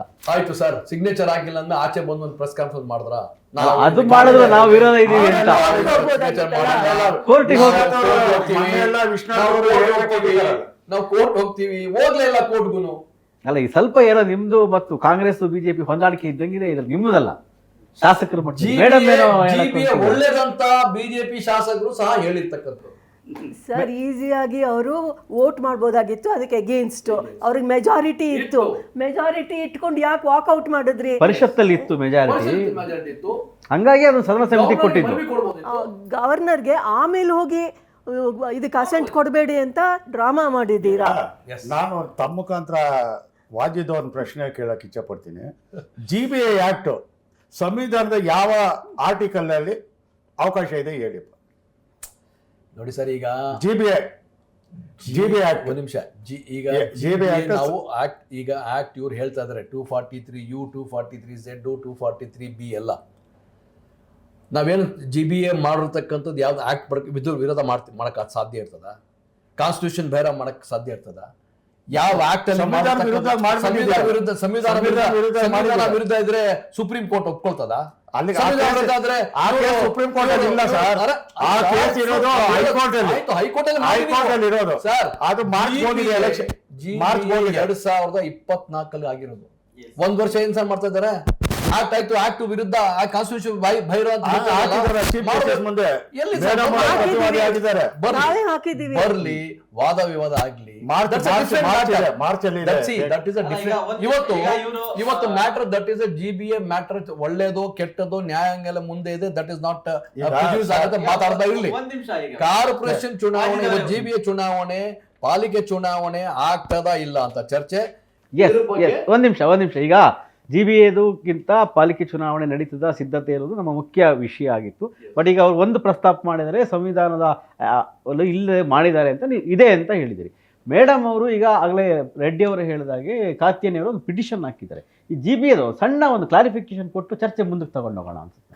ಇವಾಗ ಅವ್ರು ಹೇಳಿದ್ರು ಸಂವಿಧಾನಕ್ಕೆ ವಿರುದ್ಧವಾಗಿ ನಾವೇನು ಮಾಡಿಲ್ಲ ಅಂತ. GBA ಮಾಡಿ ಪ್ಲ್ಯಾನಿಂಗ್ ಪವರ್ಸೇ GBAಗೆ ಕೊಟ್ಟಿದ್ದೀರಾ. ಲೋಕಲ್ ಅಥಾರಿಟಿಗೆ ಇರಬೇಕಾದಂಥ ಪ್ಲ್ಯಾನಿಂಗ್ ಪವರು ಫುಲ್ಲಿ GBAಗೆ ಕೊಟ್ಟಿದ್ದೀರಾ. ಅವರು ನಾಮಕಾವಾಸ್ತೆಗೆ ನಾವು ಹೇಳಿದ ಮೇಲೆ ರಿಜ್ವಾನ್ ಅರ್ಷದ್ ಅವರು MPCನೇ ಇಲ್ವಲ್ಲ, MPC ಸಂವಿಧಾನದಲ್ಲಿ ಪ್ಲ್ಯಾನಿಂಗ್ ಬಾಡಿ ಫಾರ್ ಮೆಟ್ರೋಸ್ ಅದಿರಲೇ ಇಲ್ಲ ಡ್ರಾಫ್ಟ್ ಬಿಲ್ಲಲ್ಲಿ. ನಾವು ಹೇಳಿದ ಮೇಲೆ ನಾಮಕಾವಾಸ್ತೆ ಒಂದು ಪ್ಯಾರಾಗ್ರಾಫ್ ಬರೆದಿದ್ದಾರೆ. GBA ಪ್ಲ್ಯಾನ್ ಮಾಡುವಂಥ ಪ್ಲ್ಯಾನ್ನ MPCಗೆ ಅಪ್ರೂವಲ್ಗೆ ಕಳಿಸ್ತಾರೆ ಅಂತ. ಸೊ ಇಲ್ಲಿ GBAನಲ್ಲೂ ಚೀಫ್ ಮಿನಿಸ್ಟ್ರ್ ಕೂತ್ಕೊಂಡು ಪ್ಲ್ಯಾನ್ ಮಾಡ್ತಾ ಇದ್ದಾರೆ, ಅದನ್ನು MPCಗೆ ಕಳಿಸ್ತಾರೆ ನಾಮಕಾವಾಸ್ತೆಗೆ. ಅಲ್ಲೂ ಚೀಫ್ ಮಿನಿಸ್ಟ್ರೇ ಹೆಡ್ಡು. ಸೊ ಅಲ್ಲಿ MPCನಲ್ಲಿ 2/3 representatives local councillors and peripheral ಏರಿಯಾಯಿಂದ ಬರೋ ಗ್ರಾಮ ಪಂಚಾಯತ್ ಪ್ರೆಸಿಡೆಂಟ್ಸ್ ಎಲ್ಲ ಇರ್ತಾರೆ. ಅವರೆಲ್ಲ ಚೀಫ್ ಮಿನಿಸ್ಟ್ರ್ ಮಾಡಿರೋ ಪ್ಲ್ಯಾನ್ಗೆ ವಿರುದ್ಧವಾಗಿ ಅಲ್ಲಿ ವೋಟ್ ಮಾಡ್ತಾರಾ? ಅಲ್ಲಿ ತಿರ್ಗಾ ಚೀಫ್ ಮಿನಿಸ್ಟ್ರೇ ಕೂತಿದ್ದಾರೆ, ಅವ್ರು ಮಾಡಿರೋ ಪ್ಲ್ಯಾನ್ನ ಅವರೇ ತೊಗೊತಾ ಇದ್ದಾರೆ. ಅವರೇ jury as well as executor ಆಗಿಬಿಟ್ಟಿದ್ದಾರೆ, which is against natural justice. Nobody can be a judge in is own cause. ಜೊತೆಗೆ ಅಲ್ಲಿಂದ BMRDAಗೆ ಹೋಗ್ಬೋದು ಅದು ಪ್ಲ್ಯಾನು, ಅಲ್ಲೂ ಚೀಫ್ ಮಿನಿಸ್ಟ್ರೇ ಕೂತಿದ್ದಾರೆ. So how many plans is ಈ going to make and approve by himself? So ಇದು ಕಂಪ್ಲೀಟ್ ವಿರುದ್ಧ, ಫಾರ್ ಲೋಕಲ್ ಪ್ಲ್ಯಾನಿಂಗ್ಗೆ ವಿರುದ್ಧ. ಸೊ MPCನೂ ಅಲ್ಲಿ ಡೆಫಿನೇಷನ್ಸ್ನಲ್ಲಿ MPC ಅಂತ ಇಲ್ಲವೇ ಇಲ್ಲ, ಬರೀ ಒಂದು ಪ್ಯಾರಾ ಸುಮ್ಮನೆ ನಾಮಕಾವಾಸ್ತೆಗೆ ಹಾಕಿದ್ದಾರೆ. ಅವ್ರಿಗೆ ಯಾವ ಪವರ್ಸೂ ಇಲ್ಲ. ಪ್ಲ್ಯಾನಿಂಗ್ ಪವರ್ ಎಲ್ಲ GBAನಲ್ಲಿದೆ. ಇವಾಗಲೂ ಕೂಡ ಗ್ರೀವೆನ್ಸ್ ಆಗ್ತಾ ಇಲ್ಲ. ಗ್ರೀವೆನ್ಸ್ ಕೂಡ ಇವಾಗ 5 ವಿಕೇಂದ್ರೀಕರಣ ಆಗಿಬಿಟ್ಟಿದೆ. ಎಲ್ಲ ಗ್ರೀವೆನ್ಸ್ಗಳು ಅಲ್ಲೇ ಲೋಕಲ್ ಆಗಿ ಸಾಲ್ವ್ ಆಗುತ್ತೆ ಅಂತ ಹೇಳ್ತಾ ಇದ್ದೀರಾ. ನಾವು ನಮ್ಮ ವಾಟ್ಸಪ್ ಗ್ರೂಪಲ್ಲಿ ನಮ್ಮ ವಾರ್ಡ್ದು ಎಷ್ಟು ಗ್ರೀವೆನ್ಸ್ ಹಾಕಿದ್ರೂ ಲೋಕಲ್ ಆಫೀಷಿಯಲ್ಸು ಸಾಲ್ವೇ ಮಾಡ್ತಾ ಇಲ್ಲ. ನಾವು ಮಹೇಶ್ವರ್ ರಾವ್ಗೋಗಿ ಮನವಿ ಕೊಡಬೇಕಾಗಿದೆ. ಇವಾಗ Maheshwar Rao is sitting in the place of the mayor, BBMP mayor. He is solving the grievances at his level. So ಈ ವ್ಯತ್ಯಾಸ ಏನಾಯ್ತು? 5 ಕಮಿಷನರ್ಗಳು ಏನು ಮಾಡ್ತಾ ಇಲ್ವಲ್ಲ. ಮಹೇಶ್ವರ್ ರಾವ್ ಇಂದ ಆದೇಶ ಬರಬೇಕಾಗಿದೆ ಒಂದು ಪಾಟ್ ಹೋಲ್ ಫಿಲ್ ಅಪ್ ಮಾಡೋಕ್ಕೆ. It's a replacement of mayor. Definitely mayor and commissioner ಆಗಿರ್ತಾರೆ. ಈಗ ಆಲ್ರೆಡಿ ಯಾವ ವಿಕೇಂದ್ರೀಕರಣ ಆಗಿಲ್ಲ, ಎಲ್ಲ orders are coming from Maheshwar Rao. ಮುಖ್ಯವಾಗಿ any corporation you can go, you already have ನಿಮ್ಮ ಹತ್ರ ಎಲ್ಲ ಕಮಿಷನರ್ಗಳು ಇದ್ದಾರೆ. ಕಮಿಷನರ್ ಏನು ಮಾಡ್ತಾ ಇಲ್ಲ. ಸರ್, ಈಗ ಒಂದು GBA ಚರ್ಚೆ ಬಂದಿರೋದು ಆಗಿಲ್ಲ ಅಂತ ಹೇಳ್ತಕ್ಕಂಥ ಪ್ರಶ್ನೆ ಬೇರೆ. ಆಗಕ್ಕೆ ಆಲ್ರೆಡಿ ಒಂದು ಕಾರ್ಪೊರೇಷನ್ ಆದ್ಮೇಲೆ ಆಲ್ರೆಡಿ ಕಮಿಷನರ್ಗಳು ಆದ್ಮೇಲೆ ಈಗ ಈ ಯಾವುದೇ ಒಂದು ನೋಡಿ ಪೇಪರ್ ಅಲ್ಲಿ ಬೆಂಗಳೂರು ಮಹಾನಗರ ಪಾಲಿಕೆ ಅಂತ ಬರ್ತಾ ಇಲ್ಲ, ಉತ್ತರ ಮಹಾನಗರ ಪಾಲಿಕೆ ಬರ್ತಾ ಇದೆ, ಸೆಂಟ್ರಲ್ ಮಹಾನಗರ ಪಾಲಿಕೆ ಅದೇ ಬರ್ತಾ ಇರೋದು. All orders are happening. Of course transition period, it take some time, ಇಲ್ಲ ಅಂತ ಇಲ್ಲ. ಎಲ್ಲಾನು ಒಂದೇ ಸಲಿ ಶಿಫ್ಟ್ ಮಾಡ್ತಕ್ಕಂಥ ಸಮಯ ಬೇಕು. ಆಲ್ರೆಡಿ GBA ಎವ್ರಿಥಿಂಗ್ ಬೈ ಎಲ್ಲ ಸಾಫ್ಟ್ವೇರ್ ಎಲ್ಲ ಇದಾಗ್ತಾ ಇದೆ, ಲ್ಯಾಪಿಂಗ್ ಆಗ್ತಾ ಇದೆ, ಮ್ಯಾಪಿಂಗ್ ಆಗ್ತಾ ಇದೆ. It is taking some time. ಆಗಿದೆ, ಇಲ್ಲ ಅಂತ ಇಲ್ಲ. By another few days, till the new body comes, everything will be in place. Where will be that all powers? All powers lies with the corporators only, the council only, mayor only. It is all madam ಒಂದು ನಿಮಿಷ administrative only. Wajid ಅವರು ಒಂದು ನಿಮಿಷ, ರೆಡ್ಡಿ ಅವರು ಏನು ಈಗ ಹೇಳ್ತಾರೆ? ಚುನಾವಣೆ ಬಗ್ಗೆ ನಾವು ಮಾತಾಡ್ತಾ ಇದ್ದೀವಿ. ಚುನಾವಣೆ as per 74th amendment, local self government supreme. ಇವತ್ತೇನಾಗ್ತಾ ಇದೆ, ಆಸ್ ಪರ್ GBG ಆ್ಯಕ್ಟ್, ಬಿ ಸ್ಮೈಲ್ ವರ್ಕ್ಸ್ ವೈಲೇಷನ್ ಆಫ್ ಆರ್ಟಿಕಲ್ 243W, ಅದರಲ್ಲಿ ಒಂದು ಪದ ಉಪಯೋಗಿಸಿದ್ದಾರೆ. ಔಟ್ ಆಫ್ 465 ಎಷ್ಟೋ ಇದೆ ನಮ್ಮ ಸೆಕ್ಷನ್ಸ್. ಈಗ ಅಂಬೇಡ್ಕರ್ ಅವ್ರು ಬರೆದಾಗ 365 ಇತ್ತು, ಈಗ 465 80 70 ಇದೆ ಸೆಕ್ಷನ್ಸ್, ವಿಧಿಗಳು. ಒಂದೆರಡು ಹೆಚ್ಚು ಕಮ್ಮಿ ಇರ್ಬೋದು. ಅದರಲ್ಲಿ ಎಂಡೋ ಒಂದು ಪದ, ಎಂಡೋ ಅಂದರೆ ಕೊಡಬೇಕು, ಲೆಜಿಸ್ಲೇಚರ್ಸು ಕೊಡಬೇಕು ಅನ್ನೋದಿದೆ. ಆ ಒಂದೇ ಸೆಕ್ಷನಲ್ಲಿ ಆರ್ಟಿಕಲ್ 243W ಶೆಡ್ಯೂಲ್ 12 ಪ್ರಕಾರ ಪ್ಲಾನಿಂಗ್ ಅಥಾರಿಟಿ ಇರ್ಬೋದು, ವರ್ಕ್ಸ್ ಇರ್ಬೋದು, ಎಲ್ಲನೂ ಕಾರ್ಪೊರೇಷನ್ಗೆ ಕೊಡಬೇಕು ಅನ್ನೋದಿದೆ. ಇಲ್ಲಿ ಏನು ಮಾಡಿದ್ದಾರೆ, ಬಿ ಸ್ಮೈಲ್ ಅಂದ್ಬಿಟ್ಟು ಕಂಪ್ನಿ ಮಾಡಿದ್ದಾರೆ. ಅಲ್ಲಿ BSWML ಅಂದ್ಬಿಟ್ಟು ಸಾಲಿಡ್ ವೇಸ್ಟ್ ಮ್ಯಾನೇಜ್ಮೆಂಟ್ ಲಿಮಿಟೆಡ್ ಗಾರ್ಬೇಜ್ದು ಅವ್ರಿಗೆ ಮಾಡಿದ್ದಾರೆ. ಇಲ್ಲಿ ಎಲ್ಲ ರೋಡ್ಸು, ಫ್ಲೈಓವರ್ಸು ಎಲ್ಲ ಇದೆಲ್ಲ ಸಂವಿಧಾನಕ್ಕೆ ವಿರುದ್ಧವಾಗಿ ನಡೀತಾ ಇದೆ. ಇದೆಲ್ಲ ಸಂವಿಧಾನಕ್ಕೆ ವಿರುದ್ಧವಾಗಿ ನಡೀತಾ ಇದೆ. ಈ ಕಾರ್ಪೊರೇಟರ್ ಇವ್ರು ಹೇಳ್ತಾ ಇದ್ದಾರೆ, ನಾವು 5 ಕಾರ್ಪೊರೇಷನ್ 5 ಮೇಯರ್ ಆಗ್ತೀವಿ ಅಂತ. ಮೇಯರ್ಗೆ ಅಧಿಕಾರ ಕೊಟ್ಟಿದ್ದೀರಾ? 5 ಮೇಯರ್ ಮಾಡ್ತೀರಾ, ಸಂತೋಷ. ಮೇಯರ್ಗೆ ಏನು ಅಧಿಕಾರ? ಈ ಹಿಂದೆ BBMPನಲ್ಲಿ ಮೇಯರ್ ಏನಿದ್ರು ಅವ್ರಿಗಿದ್ದ ಅಧಿಕಾರನೂ ಕಿತ್ತಾಕ್ಬಿಟ್ಟವ್ರೆ, ಕಾರ್ಪೊರೇಟರ್ಗಳಿಗೆ ಅಧಿಕಾರನೂ ಕಿತ್ತಾಕ್ಬಿಟ್ಟವ್ರೆ. MLAಗಳಿಗೆ ಅಧಿಕಾರ ಕೊಟ್ಟಿದ್ದೀರಾ? ಇಲ್ಲ ಇಲ್ಲ. ಇದನ್ನ ಸಪರೇಟ್ ಆಗಿ ಚರ್ಚೆ ಮಾಡೋಣ. ಇದನ್ನ ಸಪರೇಟ್ ಆಗಿ ಚರ್ಚೆ ಮಾಡೋಣ. Committee only, ward committee still supreme. Ward committee ಅದ್ರ ಬಗ್ಗೆ ಇಲ್ಲ, ಒಬ್ಬೊಬ್ರೆ ಮಾತಾಡುವ. ಈಗ ಪ್ರತಿ ಸಾರಿ ಕೂಡ ವಾರ್ಡ್ ಕಮಿಟಿ ತೀರ್ಮಾನ ಮಾಡಿ ಮಾಡಿದ್ದಾರೆ, ತ್ಯಾಜ್ಯ ಮಾಡಿದ್ದಾರೆ, ಸುರಂಗತ್ವ ಮಾಡಿದ್ದಾರೆ. BBC ಈಗ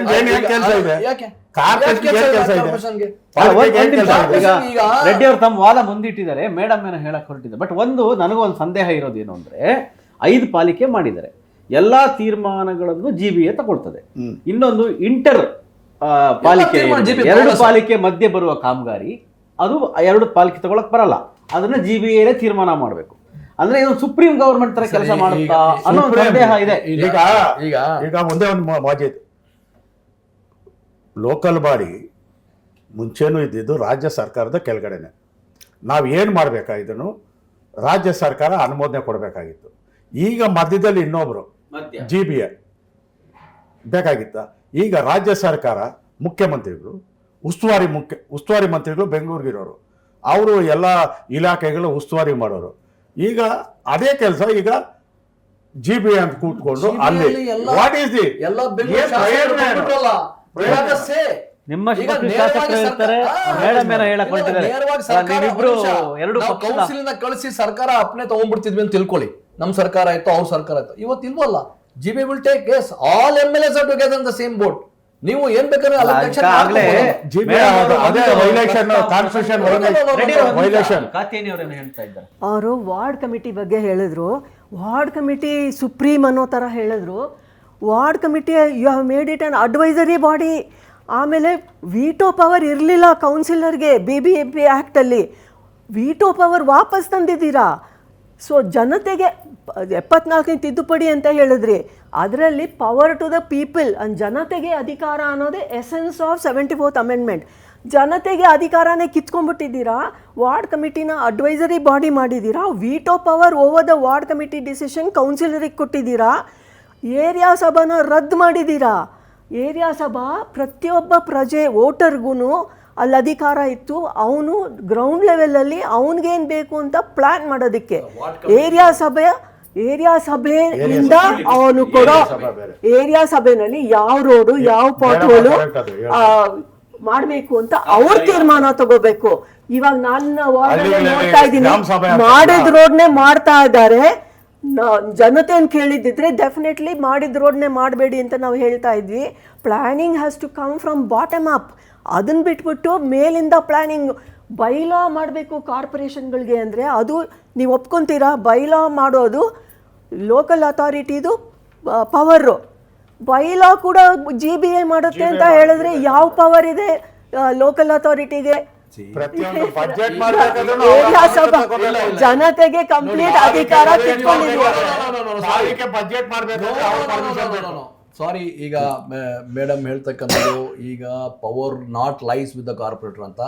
ನಾನು ಹೇಳೋದು ಏನು ಹಿಂದೆ ವಾರ್ಡ್ ಕಮಿಟಿಗೆ ಅಧಿಕಾರ ಇತ್ತು, ಅದಕ್ಕೆ ಚೇರ್ಮನ್ ಲೋಕಲ್ ಕಾರ್ಪೊರೇಟರ್ ಆಗಿರೋರು, ಅದರ ಜೊತೆಲಿ ಮೆಂಬರ್ಗಳು ಆಗಿರೋರು ಯಾರು RWR ಆಗಿರ್ಬೋದು, ಮತ್ತು ಬೇರೆ ಲೇಡೀಸ್ ಆಗಿರ್ಬೋದು, SC ST ಇದೆಲ್ಲ ಒಂದು ನಾವು 11 ಜನ ಮೆಂಬರ್ ಆಗಿ ತೀರ್ಮಾನ ತಗೊಳ್ತಿದ್ವಿ ಹಿಂದೆ.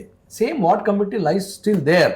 ಅದ್ರ ಯಾವುದೋ ಬದಲಾವಣೆ ಇಲ್ಲ. ಒಂದು ನಿಮಿಷ, ವಾರ್ಡ್ ಕಮಿಟಿ ಕೌನ್ಸಿಲರ್ ತೀರ್ಮಾನ ವೀಟೋ ಪವರ್ ಅಂತ ಹೇಳ್ತಾ ಇದ್ದೀರಲ್ಲ, ward committee veto power. Council ಏನಿದೆ, ಕೌನ್ಸಿಲ್ ಮೊದಲೇ ನಾವು ಡಿಸಿಷನ್ ತಗೊಳ್ತಿದ್ವಿ. ಆಲ್ ಪ್ಲಾನಿಂಗ್ ಅಥಾರಿಟಿ ನಾವು ಏನು ಬೇಕಾದ್ರೆ ಕೌನ್ಸಿಲರ್ಸು ಅದರಲ್ಲಿ ಚರ್ಚೆ ಮಾಡಿ ತೀರ್ಮಾನ ತಗೊಬೋದು. ಯಾವತ್ತೂ ಅಷ್ಟೇ ಕೌನ್ಸಿಲ್ ತೀರ್ಮಾನ ತಗೊಂಡು ನಾವು ಸರ್ಕಾರಕ್ಕೆ ಎಲ್ಲಾನು ಸುಮಾರು ಕಳಿಸ್ತಾ ಇದ್ದೀವಿ. ಅದ್ರಲ್ಲಿ ತಪ್ಪೇನಿದೆ? there is nothing wrong in this, there is no changes.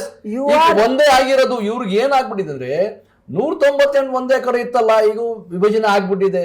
ವಿಭಜನೆ ಆಗಿರೋದು ಸರಿನಾ ತಪ್ಪ ಅಂತ ಹೇಳಬೇಕು. ಇದು power going to the local people public or not? It is not going. ನಾವು ಒಂದು ನಿಮಿಷ ಹೇಳ್ಬಿಡ್ತೀನಿ. 198 ಕೌನ್ಸಿಲರ್ ಇದ್ದಾಗ ನಾವು ಸಭೆಗಳು ಮಾಡ್ತಿದ್ವಿ. 11 ಗಂಟೆಗೆ ಸಭೆ ಸ್ಟಾರ್ಟ್ ಆಗೋದು. ರೂಲಿಂಗ್ ಪಾರ್ಟಿ ಮಾತಾಡೋನು, ಅಪೋಸಿಷನ್ ಪಾರ್ಟಿ ಮಾತಾಡೋನು, ಸೀನಿಯರ್ 4 ಜನ ಮಾತಾಡೋನು, ಡೇ ಕ್ಲೋಸ್. ಇವತ್ತು 5 ಕಡೆ 5 ಸಭೆ ಆಗ್ಬೋದು.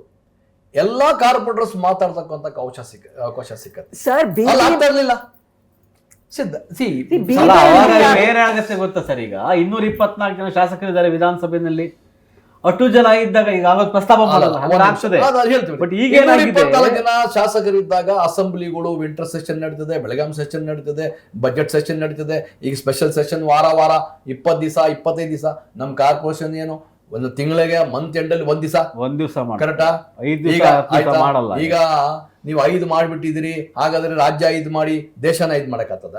That is not the discussion. ಮುಂದಿನ ಪ್ರಶ್ನೆ ನೀವು ಹೇಳಿದ ಪಾಯಿಂಟ್ ಮುಂದುವರಿಸೋದಾದ್ರೆ, ಒಂದು ನಿಮಿಷ ಸರ್. ಈಗ 198 ಜನ ಇದ್ರು ಮಾತಾಡಕ್ ಆಗ್ತಿಲ್ಲ.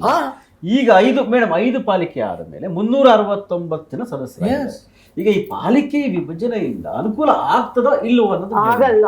ಯಾಕೆಂದ್ರೆ ಪಾಯಿಂಟ್ ಮೇಲೆ ಚರ್ಚೆ ಮಾಡೋದು.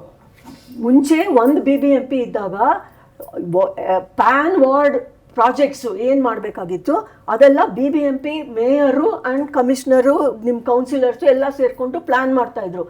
ಇವಾಗ ಆಲ್ ಮೇಜರ್ ಇನ್ಫ್ರಾಸ್ಟ್ರಕ್ಚರ್ ಪ್ರಾಜೆಕ್ಟ್ಸ್ನ only GBA can do. Because ವಿಕೇಂದ್ರೀಕರಣ ಆಗಿರೋ 5 ಕಾರ್ಪೊರೇಷನ್ಗಳಲ್ಲಿ ಮೇಜರ್ ಇನ್ಫ್ರಾಸ್ಟ್ರಕ್ಚರ್ ಪ್ರಾಜೆಕ್ಟ್ ಪ್ಲ್ಯಾನ್ ಮಾಡೋಕ್ಕೆ ಇಲ್ಲ. ಸೊ ಅದಕ್ಕೆ ಆ್ಯಡ್ ಹಾಕ್ ಆಗಿ BMLT ಏನು ವಿರುದ್ಧವಾಗಿ ಇವ್ರುಗಳೇ ಪ್ಲಾನ್ಗಳು ಮಾಡ್ತಾ ಇದ್ದಾರೆ for major infrastructure project. Tunnel road ಇರ್ಬೋದು, ಫ್ಲೈಓವರ್ ಇರ್ಬೋದು, ಎಕ್ಸ್ಪ್ರೆಸ್ ವೇ ಇರ್ಬೋದು. ಅದಕ್ಕೆ 1 ಲಕ್ಷ ಕೋಟಿವರೆಗೂ ಬಡ್ಜೆಟ್ ಮಾಡ್ಕೊಂಡಿದ್ದಾರೆ. ನಾವು BMLTA ಏನದು Bengaluru metropolitan land transport authority comprehensive mobility plan ಮಾಡಬೇಕು ಅಂತ ಅದಕ್ಕೆ ಅಧಿಕಾರ ಕೊಟ್ಟಿರೋದು. ಅದನ್ನ ಇವಾಗ ರೂಲ್ಸ್ ಇವಾಗ ಮಾಡಿದ್ದಾರೆ. ಅದಕ್ಕೆ ಮುಂಚೆನೇ ಟನಲ್ ರೋಡು ಎಲ್ಲದಕ್ಕೂ ರಾಜ್ಯ ಸರ್ಕಾರ ಅಪ್ರೂವಲ್ ಕೊಟ್ಬಿಟ್ಟು ಇವಾಗ BMLTAಗೆ ರೂಲ್ಸ್ ಫ್ರೇಮ್ ಮಾಡಿ ಇವಾಗ ಆಗಲೇ ಅಪ್ರೂವ್ ಆಗಿರೋ ಟನಲ್ ರೋಡು ಎಕ್ಸ್ಪ್ರೆಸ್ ವೇಗೆಲ್ಲ BMLTAಗೆ ಅಧಿಕಾರ ಇಲ್ಲ, ಅದನ್ನು ರದ್ದು ಮಾಡೋದಕ್ಕೆ ಅಂತ ಮಾಡ್ಕೊಂಡಿದ್ದೀರಾ. So what is the purpose of the BMLTA? ಇವಾಗ it's an dead body, already dead at birth ಆಗಿದೆ. ಸೊ ಮೇಜರ್ ಪ್ರಾಜೆಕ್ಟ್ಸ್ನ ಪ್ಲ್ಯಾನ್ ಮಾಡೋಕ್ಕೇ ಅಧಿಕಾರ ಇಲ್ಲ ನಿಮ್ಮ 5 ಡಿಸೆಂಟ್ರಲೈಸ್ಡ್ ಕಾರ್ಪೊರೇಷನ್ಗಳಿಗೆ. ಜೊತೆಗೆ ಇವ್ರು ಹೇಳಿದ್ರು ಇವಾಗ ಎಷ್ಟೊಂದು ವಾರ್ಡ್ ಆಗ್ಬಿಟ್ಟಿದೆ, ಎಷ್ಟೊಂದು ಕೌನ್ಸಿಲರ್ಗಳಿರ್ತಾರೆ, 5 ಕಡೆ ಚರ್ಚೆ ನಡೆಯುತ್ತೆ ಅಂತ. ಕಾಂಪಿಟೇಷನ್. BBMP ಆ್ಯಕ್ಟ್ ಮಾಡುವಾಗ 2020ನಲ್ಲಿ ನಾವೇ ಸಲಹೆ ಕೊಟ್ಟಿದ್ವಿ. ಆವಾಗಲೂ ಒಂದು ಕಮಿಟಿ ಇತ್ತು, ಅವ್ರಿಗೆ ನಾವು ಹೇಳಿದ್ವಿ national commission for review of constitution, justice Venkatachaliah ಅವರಡೆ ಇದ್ದಂಥ commission it had recommended big ಸಿಟಿನಲ್ಲಿ ಹೊಂದಾಣಿಕೆ ಇರಬೇಕು, ಮೇಜರ್ ಇನ್ಫ್ರಾಸ್ಟ್ರಕ್ಚರ್ ಎಲ್ಲ ಒಂದು ಕಡೆ ಪ್ಲ್ಯಾನ್ ಆಗಬೇಕು ಅನ್ನೋ ನಿಟ್ಟಿನಲ್ಲಿ ಬಿಗ್ ಮೆಟ್ರೋಸಲ್ಲಿ ಝೋನಲ್ ಕೌನ್ಸಿಲ್ ಇರಬೇಕಂತ ಹೇಳಿದರು. ಅಲ್ಲಿ ಚರ್ಚೆ ಆಗ್ಬೋದಾಗಿತ್ತಲ್ಲ. ಅದನ್ನು ನಮ್ಮ ಅದೃಷ್ಟ, ನಾವು ಹೇಳಿದ ಸಜೆಷನ್ನ ಇನ್ಕಾರ್ಪೊರೇಟ್ ಮಾಡಿ BBMP ಆ್ಯಕ್ಟಲ್ಲಿ ಅಪ್ ಟು 10 ಝೋನಲ್ ಕೌನ್ಸಿಲ್ಸ್ ಇರ್ಬೋದಂತ. ಅಂದರೆ ಅಲ್ಲಿರುವಂಥ ಎಲ್ಲ ಕೌನ್ಸಿಲರ್ಸು ಸೇರಿಕೊಂಡು ಚರ್ಚೆ ಅಟ್ ದ ಝೋನಲ್ ಲೆವೆಲ್ ಮಾಡ್ಬೋದಾಗಿತ್ತು. ಬಟ್ ರೆವೆನ್ಯೂ ಡಿಸ್ಟ್ರಿಬ್ಯೂಷನ್ನು ಈ ಕಡೆಯಿಂದ ಆ ವಾರ್ಡ್ಗೆ, ಆ ವಾರ್ಡಿಂದ ಈ ವಾರ್ಡ್ಗೆ ಡಿಸಿಷನ್ಸು ತೊಗೋಬೋದಾಗಿತ್ತು. ಇವಾಗ ಮಹದೇವಪುರ ತುಂಬ ರೆವೆನ್ಯೂ ಬರುತ್ತೆ ಅಲ್ಲಿಂದ, ವೆಸ್ಟ್ ಬೆಂಗಳೂರು ಸರಿಯಾಗಿ ಡೆವಲಪ್ ಆಗಿಲ್ಲ ಅನ್ನೋದಾಗಿದ್ದರೆ ಸಿಂಗಲ್ BBMP ಇದ್ದಾಗ ಮಹದೇವಪುರದಿಂದ ಬರೋ ರೆವೆನ್ಯೂನ ವೆಸ್ಟ್ ಬೆಂಗಳೂರಿಗೆ ಹಾಕಿ ಈಕ್ವಲ್ ಡೆವಲಪ್ಮೆಂಟ್ ಮಾಡ್ಬೋದಾಗಿತ್ತು ಇಡೀ ನಗರಕ್ಕೆ. ಇವಾಗ 5 ಭಾಗ ಮಾಡಿಬಿಟ್ಟು ಮಹದೇವಪುರದಲ್ಲಿ ಬರೋ ರೆವೆನ್ಯೂ ವೆಸ್ಟ್ಗೆ ನಾವು ಸ್ಥಳಾಂತರ ಮಾಡೋಂಗಿಲ್ಲ. ಜೊತೆಗೆ ಅದನ್ನ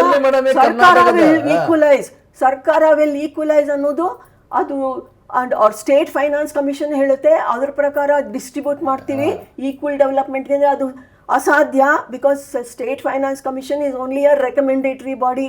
ಆ್ಯಂಡ್ ಗವರ್ಮೆಂಟ್ ಗ್ರಾಂಟ್ಗಳು ಸಿದ್ದರಾಮಯ್ಯ ಅವರೇ ಮೊನ್ನೆ ಹೇಳಿದ್ರು, ಎಲ್ಲೆಲ್ಲಿ ಕಾಂಗ್ರೆಸ್ ಲೆಜಿಸ್ಲೇಟರ್ ಇದ್ದಾನೆ ಅವನಿಗೆ 50 ಕೋಟಿ ಕೊಡ್ತೀವಿ, ಎಲ್ಲೆಲ್ಲಿ ಬೇರೆ BJPನೋ ಯಾರೋ ಇದ್ದಾರೆ ಅವ್ರಿಗೆ 25 ಕೋಟಿ.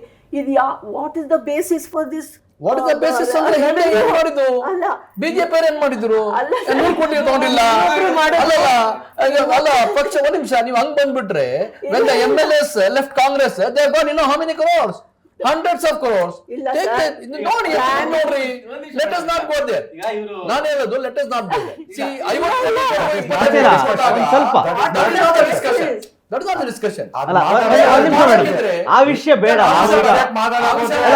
ಸುಮಾರು ಮಾತಾಡ ವಾಜಿದ್ ಅವರೇ ಒಂದು ನಿಮಿಷ, ರೆಡ್ಡಿ ಅವರೇ ಒಂದು ನಿಮಿಷ, ಮೇಡಮ್ ಒಂದು ನಿಮಿಷ. ಆಮೇಲೆ ಮೇಡಮ್ ಹೇಳಿದ್ರು ಈಸ್ಟ್ ಕಾರ್ಪೊರೇಷನ್ ಮೊದಲೇ ಒಂದಾಗಿದ್ರೆ ಈಸ್ಟ್ ಕಾರ್ಪೊರೇಷನ್ ಜಾಸ್ತಿ ತೆರಿಗೆ ಬರ್ತಿತ್ತು, ಇಲ್ಲಿ ಹೆಂಗೋ ಡಿವೈಡ್ ಮಾಡ್ಬೋದಿತ್ತು. Yes, no doubt, that is acceptable. ಹಾಗಾಗಿ ನೋಡಿದಾಗ ಈ ನೀವು ಈಸ್ಟ್ ಅಲ್ಲಿ ಆ ರೈಸಿಂಗ್, ಅದು ಮಹದೇವಪುರ ರೈಸಿಂಗ್ ಮತ್ತೆಲ್ಲ ಇದ್ರಲ್ಲ, they have raise so many questions.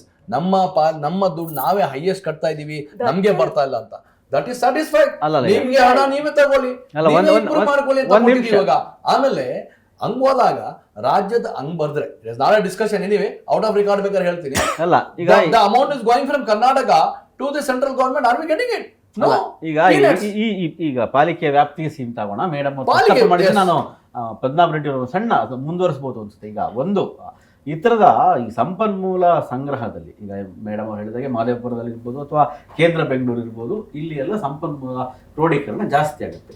ಹೊಸದಾಗಿ ಸೇರ್ಪಡೆಯಾದಂತಹ ಮಹದೇವಪುರದಂಥ ಕೆಲವು ಏರಿಯಾಗಳನ್ನು ಬಿಟ್ಟರೆ ಇನ್ನೂ ಹಿಂದುಳಿದವರು, ನೀರು ಕೊಡೋಕ್ಕಾಗಿಲ್ಲ, ರಸ್ತೆ ಕೊಡೋಕ್ಕಾಗಿಲ್ಲ, BBMP ಸೇರಿದಂತಹ 2000 ಕುಮಾರಸ್ವಾಮಿ ಸರ್ಕಾರ ಇದ್ದ 2000 ಇದಕ್ಕೆ ಸಂಪನ್ಮೂಲ ಕೊರತೆ ಆಗೋದಿಲ್ವಾ ಅಂತ 5 ಪಾಲಿಕೆಗಳಲ್ಲಿ ಆಯಾಯ ಸಂಪನ್ಮೂಲ ಅಲ್ಲಲ್ಲಿಗೆ ಅಂದ್ರೆ ಉಳಿದ ಪಾಲಿಕೆಗಳು ಏನ್ ಮಾಡೋದು? ಇದನ್ನೆಲ್ಲ ಆಮೇಲೆ ಹೇಳಿ. ಹಿಂದೆ ಮಾತಾಡಿದ್ವಿ. GBM ಮಾಡಿದಾಗ 5 ಕಾರ್ಪೊರೇಷನ್ ಮಾಡಿದಾಗ ನಾನು ಅಬ್ಜೆಕ್ಷನ್ ಹಾಕಿರ್ತಕ್ಕಂಥದ್ದು ಇಲ್ಲೇ ಇದೆ, ಜಿ ಬಿ ಅಬ್ಜೆಕ್ಷನ್ ಹಾಕಿದ್ದಾಗ. ಈಗ ಇಲ್ಲೇನಾಗ್ತಾ ಇದೆ, ಒಂದೊಂದು ಕಾರ್ಪೊರೇಷನಲ್ಲಿ ಒಂದೊಂದು ಕಡೆ ರೆವಿನ್ಯೂ ಬರ್ತದೆ. ಈಗ 5 ಕಾರ್ಪೊರೇಷನಲ್ಲಿ ಕಮ್ಮಿ ರೆವಿನ್ಯೂ ಬರೋದು ನಮ್ಮದು ನಾರ್ತು. ಅಲ್ಲಿ west north first, last. 4th place west ಬರುತ್ತೆ, 1st place Mahadevapura, 2nd south, 3ನೇದು ಸೆಂಟ್ರಲ್ಲು, 4ನೇದು ವೆಸ್ಟು, 5ನೇದು ನಾರ್ತು. ಇಲ್ಲಿ ಏನಾಗ್ತದೆ, ಡೆವಲಪ್ಮೆಂಟ್ ಹೆಂಗೆ ನಡೀತದೆ, ಆ ವಾರ್ಡಲ್ಲಿ ಡೆವಲಪ್ ಆಗ್ತಾ ಇಲ್ಲ ಆ ಕಾರ್ಪೊರೇಷನ್ನು. ಈ ಕಾರ್ಪೊರೇಷನ್ ಡೆವಲಪ್, ಒಂದೇ ರೋಡ್ ಅಡ್ಡ ಇರುತ್ತೆ, ಒಂದೇ ರಸ್ತೆ ಅಡ್ಡ ಇರ್ತದೆ. ಈ ಕಡೆ ತುಂಬ ಚೆನ್ನಾಗಿ ಡೆವಲಪ್ ಆಗ್ತಾ ಇದೆ, ಈ ಕಡೆ ಡೆವಲಪ್ ಆಗಲ್ಲ. ಇದು ಜನಕ್ಕೆ ಏನಾಗ್ತದೆ, ಬೆಂಗಳೂರು ನಗರ ಜನತೆಗೆ ಒಂಥರ ನೋಡೋದಕ್ಕೆ, ಒಂದು ಸಿಟಿ ಆದಮೇಲೆ ಒಂದೇ ಒಂದು ಹೇಳಬೇಕಂದ್ರೆ ಹಳ್ಳಿ ಮಾತ್ರ, ಒಂದು ಮನೆಗೆ ಒಬ್ಬ ಯಜಮಾನ ಇರಬೇಕು. ಆ ಒಂದು ಮನೆ ಯಜಮಾನ ಇದ್ದರೆ ಆ ಮನೆ ಸಂಸಾರ ಚೆನ್ನಾಗಿ ನಡೀತಾ ಇರ್ತದೆ. 5 ಜನನೂ ಯಜಮಾನ್ರುಗಳಾಗ್ಬಿಟ್ರೆ, ಒಬ್ಬೊಬ್ಬನು ಒಂದೊಂದು ನಿರ್ಧಾರ ತಗೊಂಡ್ರೆ ಆ ಸಂಸಾರ ಸರಿಯಾಗಿ ನಡೆಯುತ್ತೆ. ಅದೇ ರೀತಿಯಾಗಿ 5 ಕಾರ್ಪೊರೇಷನಲ್ಲಿ ಯಾವ್ಯಾವ ಪಾರ್ಟಿಗಳು ಅಧಿಕಾರಕ್ಕೆ ಬರ್ತದೆ. ಅವಾಗ ಏನಾಗ್ತದೆ, ಒಂದೊಂದು ಮೇಯರು, ಒಂದೊಂದು ಕಾರ್ಪೊರೇಷನ್ನು ಒಂದೊಂದು ನಿರ್ಧಾರ ತಗೊಂಡು ಒಂದೊಂದು ಡೆವಲಪ್ಮೆಂಟ್ ಮಾಡೋಕ್ಕೆ ಹೋಗಿ ಎಲ್ಲ ಅವ್ಯವಸ್ಥೆ ಆಗಿ, ಮುಂದೆ ಇದಕ್ಕೆ ಒಂದೇ ಪರಿಹಾರ, ದೆಹಲಿ ಮಾದರಿ ಒಂದೇ ಪಾಲಿಕೆ. ಇದು 100ಕ್ಕೆ 100 ನಾನು ಬರ್ಕೊಡ್ತೀನಿ. ಇವತ್ತು 100ಕ್ಕೆ 100 ಒಂದೇ ಕಾರ್ಪೊರೇಷನ್ ಆಗ್ತದೆ. ಇದೇ ವಾಜಿದವ್ರು ಕೂಡ ಒಂದೇ ಕಾರ್ಪೊರೇಷನ್ ಆಗ್ಲಿ ಎಂದು ಹೋರಾಟ ಮಾಡುವಂತ ಕಾಲನು ಮುಂದೆ ಬಂದೇ ಬರ್ತದೆ ಅಂತ ನಾನು ಹೇಳಿ. ಈಗ ಅವ್ರು ಹೇಳಿದ್ರು ಸಂಪನ್ಮೂಲದ ಅಸಮಾನ ಹಂಚಿಕೆ ಆಗುತ್ತೆ ಅಂತ ಹೇಳಿದ್ರು. ನೀವು ಇಲ್ಲ ಅಸಮಾನ ಹಂಚಿಕೆ ಆಗೋದಿಲ್ಲ ಅನ್ನೋ ಬಗ್ಗೆ 100% ಸರ್. ಈಗ ಹೆಂಗೆ ಅದು ಹೇಳಿ. ಈಗ ನೋಡಿ, ಅದರ ಬಗ್ಗೆ ಇಡೀ ಬೆಂಗಳೂರಿಗೆ ನಮಗೆ ಎಷ್ಟು ತೆರಿಗೆ ಹಣ ರೆವಿನ್ಯೂ ಇತ್ತು ಅಂತ ನೋಡಿಕೊಂಡು ಅವ್ರು ಡಿವೈಡ್ ಮಾಡೋದು. ಅದಕ್ಕೆ ನಮ್ಮ ಈಸ್ಟ್ ಕಾರ್ಪೊರೇಷನ್ ಓನ್ಲಿ 50 ವಾರ್ಡ್ಸ್, ಇದು only consist of 2 assemblies only, because ಅಲ್ಲಿ ರೆವಿನ್ಯೂ ಜಾಸ್ತಿ ಇರುತ್ತೆ. ಇಲ್ಲ ನಾವು ಮಾಡಬೇಕಾದ್ರೆ ಇನ್ನೊಂದು ಕ್ಷೇತ್ರ ಸೇರಿಸ್ಕೊಂಡು ಅಲ್ಲಿ ರೆವಿನ್ಯೂ ತೊಗೊಂಡೋಯ್ತು. ಸೊ ಇರ್ತಕ್ಕಂಥ ಪರಿಸ್ಥಿತಿಯಲ್ಲಿ ಯಾವ್ಯಾವ ಕಾರ್ಪೊರೇಷನ್ಗೆ ಎಷ್ಟೆಷ್ಟು ಹಣ ಬರ್ತಾ ಇದೆ, ಕೆಲವು ಕಡೆ 700 ಕೋಟಿ ಬರ್ತಾ ಇದೆ, ಕೆಲವು 1000 ಕೋಟಿ ಬರ್ತಾ ಇದೆ, ಹಂಗೆ ಬರ್ತಾ ಇದೆ. ಈಕ್ವಲ್ ಆಗಿ ನೋಡಿದ್ರೆ ನೀವು, there is no corporation where abrupt ಆಗಿ ಜಾಸ್ತಿ ರೆವಿನ್ಯೂ ಇರ್ತಕ್ಕಂಥ ಕಾರ್ಪೊರೇಷನ್ ಯಾವುದಿಲ್ಲ. 100% ಸ್ವಲ್ಪ ಈಸ್ಟಲ್ಲಿ ಜಾಸ್ತಿ ಇದೆ, ಅದರ ಪ್ರಕಾರಕ್ಕೆ ತಕ್ಕನಾಗಿ ಮಾಡಿದ್ದೇವೆ. ಸೊ ಆ ರೆವಿನ್ಯೂ ಪ್ರಕಾರ ನೀವು ಬಜೆಟ್ ಮಾಡಿ ಅಂತಲೂ ಹೇಳಿದ್ದಾರೆ. ಈಗ ಆ ಬಜೆಟ್ ಪ್ರಕಾರ ರೆವಿನ್ಯೂ ಮಾಡಿಕೊಂಡು ಕೆಲವು ಕಡೆ ಡಿಫಿಷಿಟ್ ಆಗ್ಬೋದು, ಇಲ್ಲ ಅಂತ ಇಲ್ಲ. ಇಲ್ಲಿ ನನ್ನ ಅನ್ಸುತ್ತೆ, ನನಗೆ ಮಾಹಿತಿ ಇರೋ ಪ್ರಕಾರ ವೆಸ್ಟಲ್ಲಿ ಸ್ವಲ್ಪ ಕೊರತೆ ಆಗ್ಬೋದು. That is why GBA is there. GBA is a monitoring body. ಕೊಡ್ತಾರಾ 100% ಸಹಕಾರ ಹಿಂದೆನೂ ಸಹಕಾರ ಮಾಡ್ತಿತ್ತು. ಕಾರ್ಪೊರೇಷನ್ ಏನು 2000 ಕೋಟಿ 14,000 ಕೋಟಿ ಬಜೆಟ್ ಆಗ್ತಿತ್ತು, ಕರೆಕ್ಟ್ ತಾನೆ? ಇವತ್ತು ಎಲ್ಲ ಕಡೆ ನಾಳೆ ಸಹ ಹೆಚ್ಚು ಕಡಿಮೆ ಆದರೆ ಸರ್ಕಾರ ಬ್ಯಾಕ್ ಡೌನ್ ಆಗಲೇಬೇಕಿಲ್ಲ ಅಂತ ಇಲ್ಲ. GBA ಮಾನಿಟರ್ ಮಾಡಲೇಬೇಕು. ದೊಡ್ಡ ಪ್ರಾಜೆಕ್ಟ್ ಮೇಡಮ್ ಹೇಳ್ದಂಗೆ, ಈಗ whatever big infrastructure processing ಮಾಡಬೇಕಾದ್ರೆ it is for the in the interest of the Bangalore, the whole of Bangalore. ಅದಕ್ಕೆ ನಾವು ಕಾರ್ಪೊರೇಷನ್ಗಳು ನಮಗೆ ಬರಬೇಕು, ನಿನ್ಗೆ ಬರಬೇಕು ಒದ್ದಾಡಕ್ಕಾಗ್ತದ? ಹಿಂದೇನು ಸಿಂಗಲ್ ಕಾರ್ಪೊರೇಷನ್ 14,000 ಕೋಟಿ ಬಜೆಟ್ ಇಟ್ಕೊಂಡು 1 ಲಕ್ಷ ಕೋಟಿ ಸುರಂಗ ಹೆಂಗ್ ಮಾಡ್ತೀರಿ? ಅಥವಾ ರಾಜ್ಯ ಸರ್ಕಾರ ಬ್ಯಾಂಗ್ಳೂರ್ ನಾಟ್ ಸಿ ಬೆಂಗಳೂರು ಅದೆಲ್ಲ ಯಾವ ಆಗಲ್ಲ ಸರ್, ಅವೆಲ್ಲ ಯಾವ ಆಗಲ್ಲ. ಇವತ್ತು ಹೇಳ್ತೀನಿ ಕೇಳಿ, ಟನಲ್ ರೋಡು ಆಗಲ್ಲ, ಎಲಿವೇಟರ್ ಕಾರಿಡಾರ್ಸು ಆಗಲ್ಲ. ಇವೆಲ್ಲ ಕೆಲಸ ಮಾಡಕ್ ಹೋದ್ರೆ ಆಗಲ್ಲ. ನೀವು ಮಾಡ್ರಿ, ನಾವು ಸ್ವಾಗತ ಮಾಡ್ತೀವಿ. ನೀವು ಮಾಡ್ರಿ, ನಾವು ಸ್ವಾಗತ ಮಾಡ್ತೀವಿ. ಲೂಪ್ ಮಾಡಕ್ ಹೋದ್ರೆ ಅಪೋಸ್ ಮಾಡ್ತಾರೆ, ಟನಲ್ ಮಾಡಕ್ ಹೋದ್ರೆ ಅಪೋಸ್ ಮಾಡ್ತಾರೆ, ಫ್ಲೈಓವರ್ ಮಾಡಕ್ ನೋಡ್ರಿ ಏನ್ ಮಾಡ್ಬೇಕಂತ ಹೇಳ್ಬಿಟ್ರೆ ನೀವು ಮಾಡ್ರಿ, ನಾವು ಸ್ವಾಗತ ಮಾಡ್ತೀವಿ. ನೀವು ಮಾಡಿ ಸ್ವಾಗತ ಮಾಡ್ಬಿಟ್ರೆ ಅದೇ ರೀತಿ ಮಾಡೋಣ. ಸೆಂಟ್ರಲ್ ಗೌರ್ಮೆಂಟ್ ಎಂಪಿಗಳು ಮಾತಾಡ್ಬಿಟ್ಟು ಈಗ ಮಾಡ್ಬಿಡ್ತಾರೆ. ಒಂದು ನಿಮಿಷ ನೋಡಿ, ಹಳ್ಳಿಗಳ ಕಡೆ ಸಂತೆಗಳು ನಡೀತದೆ, ಅಲ್ಲಿ ಡಬ್ಬ ಮಾಡ್ಕೊಂಡಿರ್ತಾರೆ. ದಿಲ್ಲಿ ದೇಕೋ, ತಾಜ್ ಮಹಲ್ ದೇಕೋ, ಅದ್ ನೋಡು ಇದು ನೋಡು ಅಂದ್ಬಿಟ್ಟು, ದಿಲ್ಲಿ ದೇಕೋ ತಾಜ್ ಮಹಲ್ ದೇಕೋ ಅಂದ್ಬಿಟ್ಟು ಡಬ್ಬನಲ್ಲಿ ಪಿಕ್ಚರ್ ತೋರಿಸ್ತಾ ಇರ್ತಾರೆ. ಈಗ ಇವರು 3 ವರ್ಷದಿಂದ ಟನಲ್ ರೋಡು, ಎಲಿವೇಟೆಡ್ ಕಾರಿಡಾರ್ ಹೇಳ್ಕೊಂಡು ಬರ್ತಾ ಇದ್ದಾರೆ. ಆ 3 ವರ್ಷ ಆಗೋಯ್ತು. 100% ಮಾಡಲ್ಲ, ಈಗ 100% ಮಾಡಲ್ಲ. ಕ್ಷಮೆ ಕೇಳ್ತೀನಿ ನಾನು, ನೀವು ಮಾಡಿದ್ರೆ ನೀವು ಮಾಡಲ್ಲ. ಈಗ ಒಂದು ಸರ್ ಅವರು ಮಾಡ್ತೀವಿ ಅಂತಿದ್ದಾರೆ, ಮಾಡಲ್ಲ ಅಂತಿದ್ದೀರಿ. ಇಂಡಿಯಾ ಅಂತಾರೆ, ಡಿಜಿಟಲ್ ಇಂಡಿಯಾ ಅಲ್ಲ ವಾಜಿಜಿ. ಈಗ ಸುರಂಗ ಮಾರ್ಗದ ಬಗ್ಗೆ ನೀವು ಹೇಳೋದು ಯಾವ್ದು ಆಗಲ್ಲ. ಸುರಂಗ ಮಾರ್ಗದ ಬಗ್ಗೆ ಡಿ ಕೆ ಶಿವಕುಮಾರ್ ಅವರು ಶತಪ್ರಯತ್ನ ಹಾಕಿ ಅದನ್ನ ಅದಾನಿಯವರಿಗೆ ಕೊಟ್ಟು ಮಾಡ್ಸಕ್ ಹೊರಟಿದ್ದಾರೆ. ಅದಾನಿಯವರಿಗೆ ಕೊಟ್ರೆ ನೀವು ಒಪ್ತೀವಿ, ಮೋದಿ ಅವರು ಒಪ್ತಾರೆ, ಯಾರು ಏನು 100% ಮಾಡೋದಿಲ್ಲ. ಅದನ್ನ ಒಂದು ಚೆನ್ನಾಗಿದೆ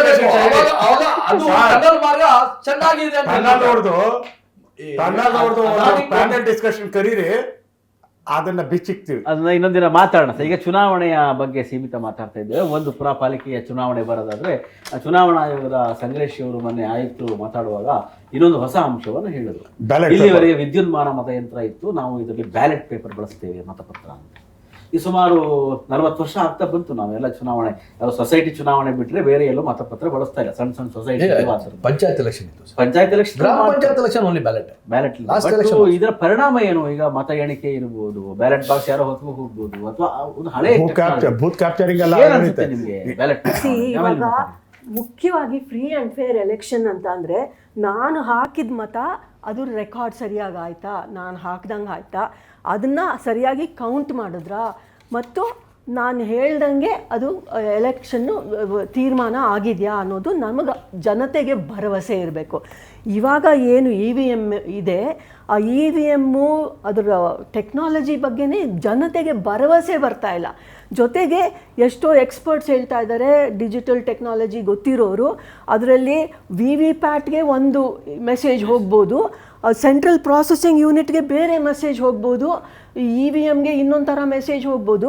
ಜೊತೆಗೆ ಇವಾಗ ಏನು ನಮಗೆ ಎಲೆಕ್ಷನ್ ಕಮಿಷನ್ನಲ್ಲಿ ಭರವಸೆ ಇತ್ತು, ಆ ಭರವಸೆನೇ ಹೋಗ್ಬಿಟ್ಟಿದೆ. ಯಾಕೆ ಅಂತಂದರೆ 24 ಅವರ್ಸಲ್ಲಿ ಅವರು ಇಲ್ಲಿ EVMನಲ್ಲಿ ಇಷ್ಟು ಅಥವಾ ಈ ಪೋಲಿಂಗ್ ಬೂತ್ನಲ್ಲಿ ಇಷ್ಟು ವೋಟ್ ಹಾಕಿದ್ದಾರೆ ಅಂತ ಘೋಷಣೆ ಮಾಡ್ತಾಯಿದ್ರು. ಅದು ಏನವಾಗ ಈ ಡಿಜಿಟಲ್ ಟೆಕ್ನಾಲಜಿ ಎಲ್ಲ ಇಲ್ಲದೆ ಇರೋವಾಗ ಕೂಡ ಸರಿಯಾಗಿ ಟೆಲಿಗ್ರಾಫ್ ಮೂಲಕ ಎಲ್ಲ ಮೆಸೇಜ್ಗಳು ಹೋಗಿ ಕರೆಕ್ಟಾಗಿ ಈ ಪೋಲಿಂಗ್ ಬೂತಲ್ಲಿ ಇಷ್ಟು ವೋಟಿಂಗ್ ಆಗಿದೆ ಅಂತ ಹೇಳ್ತಾಯಿದ್ರು.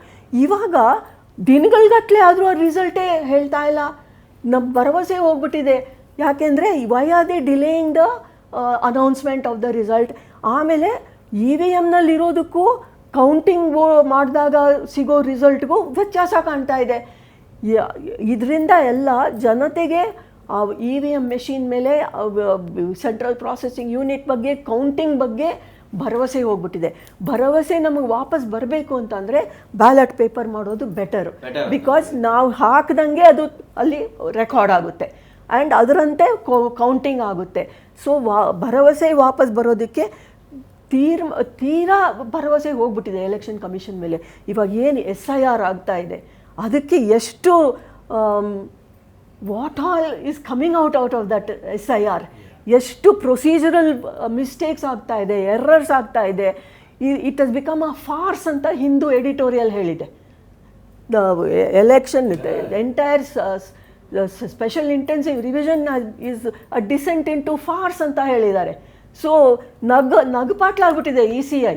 ಸೊ ಇನ್ನೊಂದು ಪ್ರಶ್ನೆ ಏನು ಬರುತ್ತೆ ಅಂದರೆ, ಇವಾಗ ಸ್ಟೇಟ್ ಎಲೆಕ್ಷನ್ ಕಮಿಷನ್ನು ನಮ್ಮ ಲೋಕಲ್ ಎಲೆಕ್ಷನ್ ಮಾಡ್ತಾ ಇದೆ. ಅದಕ್ಕೆ ಆಲ್ರೆಡಿ ಅವರು ಡ್ರಾಫ್ಟ್ ಎಲೆಕ್ಟ್ರಲ್ ರೋಲ್ ಇವತ್ತು ಪ್ರಿಂಟ್ ಮಾಡಿದ್ದಾರೆ.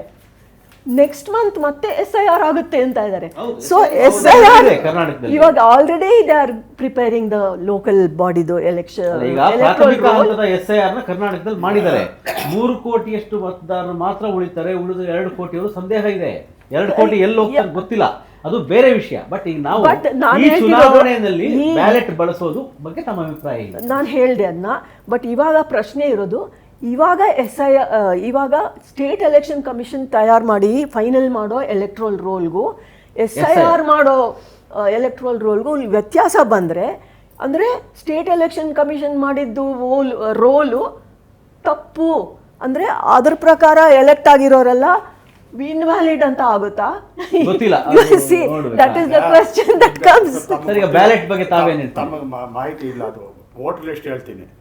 ಈಗ ವೋಟರ್ ಲಿಸ್ಟ್ ಅಸೆಂಬ್ಲಿದು ಇದೆಯಲ್ಲ, ಅಸೆಂಬ್ಲಿ ವೋಟರ್ ಲಿಸ್ಟದು ಅದನ್ನೇ ಕಟ್ ಆ್ಯಂಡ್ ಪೇಸ್ಟ್ ಇವ್ರು ಮಾಡ್ತಾ ಇರೋದು.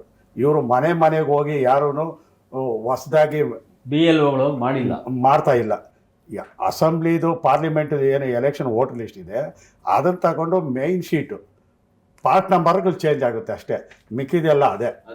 ಆಮೇಲೆ ಈ ಸೆಕ್ಷನ್ ಅಡ್ರೆಸ್ಗಳಿರ್ತದೆ, ಆ ಕಡೆ ಈ ಕಡೆ ಒಂದು ವಾರ್ಡಲ್ಲಿ ಒಂದು ಬೂತು ಇದಾಗಿದ್ದರೆ ಅದನ್ನು ಕಟ್ ಮಾಡಿ ಇದು ಮಾಡ್ತಾರೆ. ಅದು ಸರಿಯಾಗಿ ಆಗ್ತಾ ಇಲ್ಲ. ಅದು ಇಡೀ ಬೆಂಗಳೂರು ರಣರಂಗ ಆಗ್ತದೆ. ಈ ವೋಟರ್ ಲಿಸ್ಟು ಈಗ ಡ್ರಾಫ್ಟು ಮೊನ್ನೆ ತಾನೇ ಬಿಡುಗಡೆ ಮಾಡಿದ್ದಾರೆ. ಅದು ಮುಂದೆ ಗೊತ್ತಾಗ್ತದೆ ಅದರ ಪರಿಣಾಮ ಏನು ಅಂದ್ಬಿಟ್ಟು. ಈಗ ಬ್ಯಾಲೆಟ್ ಪೇಪರ್ ಬಗ್ಗೆ ಹೇಳಿ, VVM. ಈಗ ನಾನು 2 ಬಾರಿ ಚುನಾವಣೆಯಲ್ಲಿ ಎಲೆಕ್ಷನ್ ನಿಂತಾಗ 1996, 2001ರಲ್ಲಿ ಬ್ಯಾಲೆಟ್ ಪೇಪರಲ್ಲಿ ವ್ಯವಸ್ಥೆ ಇದ್ದಿದ್ದು. ಆಮೇಲೆ ಎಲೆಕ್ಷನ್ನು 2008, 2010, 2015 ಎಲ್ಲ EVM ಮಿಷಿನ್ಗಳು ಬಂತು. ಇದನ್ನು ಜಾರಿಗೆ ತಂದವರು ಯಾರು? ಕಾಂಗ್ರೆಸ್ನವ್ರು ಜಾರಿಗೆ ತಂದರು. ಈಗ ಅದ್ರ ಮೇಲೆ ಅನುಮಾನ, ನಮ್ಮ ಮೇಲೆ ನಾವೇ ಸಂದೇಹ ಪಡ್ಕೊಳ್ಳೋಂಥ ಪರಿಸ್ಥಿತಿ ಬಂದಿದೆ.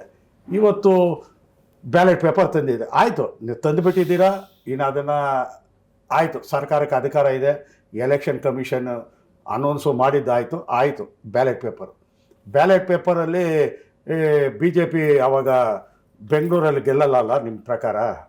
EVM ಮಿಷಿನ್ಗಳಲ್ಲಿ BJP ಗೆದ್ಬಿಡ್ತದೆ ನೋಡಿ. ಚುನಾವಣೆ ರಿಸಲ್ಟ್ ಬರಲಿ, EVM ಮಿಷಿನ್ ಇದು ಬ್ಯಾಲೆಟ್ ಪೇಪರಲ್ಲಿ ಯಾರು ಗೆಲ್ತಾರೆ ಅನ್ನೋದು ಮುಂದೆ ಗೊತ್ತಾಗ್ತದೆ. ಇವಾಗ ಏನು ಬ್ಯಾಲೆಟ್ ಪೇಪರು ಎಷ್ಟು ಪ್ರಾಬ್ಲಮ್ ಆಗ್ತದೆ, ಬೂತ್ ಕ್ಯಾಪ್ಚರಿಂಗ್ಗಳಾಗ್ತವೆ. ಇದರೆಲ್ಲ ಮುಂಚೆ ಎಲ್ಲ ಏನು ನೀರು ಹಾಕ್ಬಿಡೋರು, ಎಷ್ಟು ಪ್ರಾಬ್ಲಮ್ ಆಗ್ತಾ ಇತ್ತು. ಇವೆಲ್ಲ ಮುಂದೆ ಇವೆಲ್ಲ ದೊಡ್ಡ ಇದಿದೆ. ಈಗ ರಾಜ್ಯ ಸರ್ಕಾರ ಯಾವುದಿತ್ತು? ಅಲ್ಲಲ್ಲ, ನಮ್ಮ ಲಾಸ್ಟು BJP ಸರ್ಕಾರ ಇತ್ತು, ಸೆಂಟ್ರಲ್ ಗೌರ್ಮೆಂಟ್ ನಮ್ದಿತ್ತು. EVM ಮಿಷಿನ್ಸು ನೀವು ಯಾಕೆ 136 ಸೀಟ್ ಗೆದ್ಬಿಟ್ರಿ? EVM ಮೇಲೆ ನೀವು ಸಂದೇಹ ಪೂರ್ತಿ ಮಾತಾದ್ಮೇಲೆ ಮಾತಾಡಪ್ಪ. EVM ಮೇಲೆ ಸಂದೇಹ. ಈಗ ರಾಜಕೀಯಕ್ಕೆ ಮಾತಾಡೋದು, SIR ಬಗ್ಗೆ ಮಾತಾಡೋದು. SIR ಬಗ್ಗೆ ಈಗ ಮೇಡಮ್ ಅವ್ರು ಹೇಳಿದ್ರು. SIR ಏನು? ಈಗ ಎಕ್ಸಾಂಪಲ್ಲು ಅವ್ರು ಹೇಳಿದ್ದು ಕೇಳ್ತೀನಿ. SIR ಇಷ್ಟೇ ಆಗೋದು. SIR ಇವತ್ತು ಬೆಂಗಳೂರಿನಲ್ಲಿ 50 to 55% ಮೇಲೆ ಯಾವ ಕ್ಷೇತ್ರದಲ್ಲೂ ಆಗಲ್ಲ ವೋಟ್ ಪೋಲಿಂಗು. ಯಾಕೆ ಆಗಲ್ಲ? ಅವ್ರ ವೋಟರ್ ಲಿಸ್ಟಲ್ಲಿ ಅವ್ರ ಹೆಸರಿರುತ್ತೆ, ಅವ್ರ ಮನೆ ಖಾಲಿ ಮಾಡ್ಕೊಂಡು ಬೇರೆ ಕಡೆ ಹೋಗ್ತಾರೆ. ಅವ್ರು ಅಂಥವು ಡಿಲೀಟ್ ಆಗೋದು.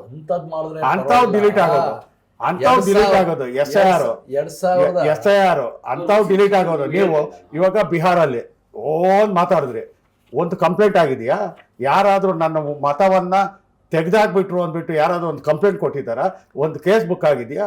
ಇವೆಲ್ಲ ರಾಜಕೀಯವಾಗಿ ಮಾತಾಡೋದಕ್ಕೆ ಚೆನ್ನಾಗಿರ್ತದೆ. ರಾಜಕೀಯವಾಗಿ ಏನೋ ಒಂದು ಮತ ಚೋರಿ ಇವೆಲ್ಲ ಇವಾಗ ನಾವೇ ಮಾಡ್ತೀವಿ. ನೆಕ್ಸ್ಟು ಮತ ಚೋರಿ. ಇವಾಗ ಒಂದು ವಾರ್ಡಿಂದ ಒಂದು ವಾರ್ಡ್ಗೆ 1000 ವೋಟು. ಇವಾಗ ಇವರು ವಾರ್ಡು 2 ವಾರ್ಡ್ ಆಗಿರ್ತದೆ. ಒಂದು ವಾರ್ಡಲ್ಲಿರೋರು ಇನ್ನೊಂದು ವಾರ್ಡಲ್ಲಿ 1000 ವೋಟ್ ಇರ್ತದೆ. ಅದು ಮತ ಚೋರಿ ನಾವೇ ಎತ್ತಿಕ್ತೀವಿ. ಈಗ ನೀವು ಮಾಡಿದ ಮತ ಚೋರಿನ ಈಗ ಅವ್ರು ಶುರು ಮಾಡ್ತಾ ಇದ್ದಾರೆ. ಈಗ EVM ಇಂದ ಅನುಕೂಲ ಆಗುತ್ತೆ ಹೇಗೆ ಹೇಳಿ? ನಾವು EVM ತಂದಿದ್ದು ನಾವೇ, ನೋ ಡೌಟ್. ಎಸ್, ನಾವು ಸರ್ಕಾರ ತಂದ್ವಿ. ಇವತ್ತು ಈ ಸಾಫ್ಟ್ವೇರ್ ಹ್ಯಾಕ್ ಮಾಡ್ತಕ್ಕಂಥದ್ದು ಎಷ್ಟು ಈಸಿ ಆಗಿ ಅವಾಗಿರ್ಲಿಲ್ಲ. ಎಲ್ಲಿತ್ತು ಅವಾಗ? ನೀವು ಸರ್ಕಾರ ಇದ್ದಾಗ ನಮ್ದೆಲ್ಲ ಇವಾಗ ಮಾಡ್ತಾರ. ಈಗ ನೋಡಿ, ಈಗ ನೋಡ್ರಿ, ಎಲೆಕ್ಷನ್ ಕಮಿಷನ್ ಯಾವ್ದನ್ನ ಕಂಪ್ಲೇಂಟ್ ತಗೊಂಡ್ರೆ ಅಕ್ಸೆಪ್ಟ್ ಮಾಡ್ತಾರ? ಇದ್ರ ಬಗ್ಗೆ ಸುಮಾರು ವಿವಾದ ಆಯ್ತು. ಯಾವ್ದು ಇಲ್ಲ, ಅವ್ರು ಏನ್ ಹೇಳ್ತಾರ, ಕಣ್ಣು ಮುಚ್ಕೊಂಡು ಕಿವಿ ಕೇಳ್ದಂಗೆ ಸುಮ್ಮನೆ ಕೂತ್ಕೊಂಡ್ಬಿಡ್ತಾರೆ ಎಲೆಕ್ಷನ್ ಕಮಿಷನ್ ಅವರು. ಆಯ್ತು, ಎಲೆಕ್ಷನ್ EVM ಮೇಲೆ ಅಷ್ಟೊಂದು ಇದ್ದಿದ್ರೆ ಅಮೆರಿಕ ಅಂತ ದೇಶ ಯಾಕೆ ಇವತ್ತು ಬ್ಯಾಲೆಟ್ ಅಲ್ಲಿ ಇದ್ದಾರೆ? Who was the most powerful and advanced country in the world? Germany. So ನಾವೇನು ಹೇಳ್ತಾ ಇದ್ದೀವಿ, ನೀವು EVM ತಂದಿದ್ದು ನಾವೇ ಅಪ್ಪ, ಇಲ್ಲ ಅಂತಾರೆ. ಈಗ ಇದಕ್ಕೆ ಮುಂಚೆನೂ ನಾವು VAT GST ನಾವು ತಂದಾಗ ಮೋದಿಯವರು ಅವಾಗಲೇ ಔಟ್ ಆಫ್ ಹೋಗ್ತೀನಿ ಇದ್ರ ಬಗ್ಗೆ ಸರಿಗಿಲ್ಲ ಅಂತ ಹೇಳಿದಾಗ, ಅಲ್ಲ ಸರಿಯಿಲ್ಲ ಅಂತ ಹೇಳಿದ್ರೆ ವಾಪಸ್ EVM ಯಾಕೆ ಕಾಂಗ್ರೆಸ್ ಅವರು ಮಾಡಿ ಅವರೇ ಮಾಡಿದ್ರು ಅಂತ 180 ಗೆಲ್ಬೇಕಾಯ್ತು,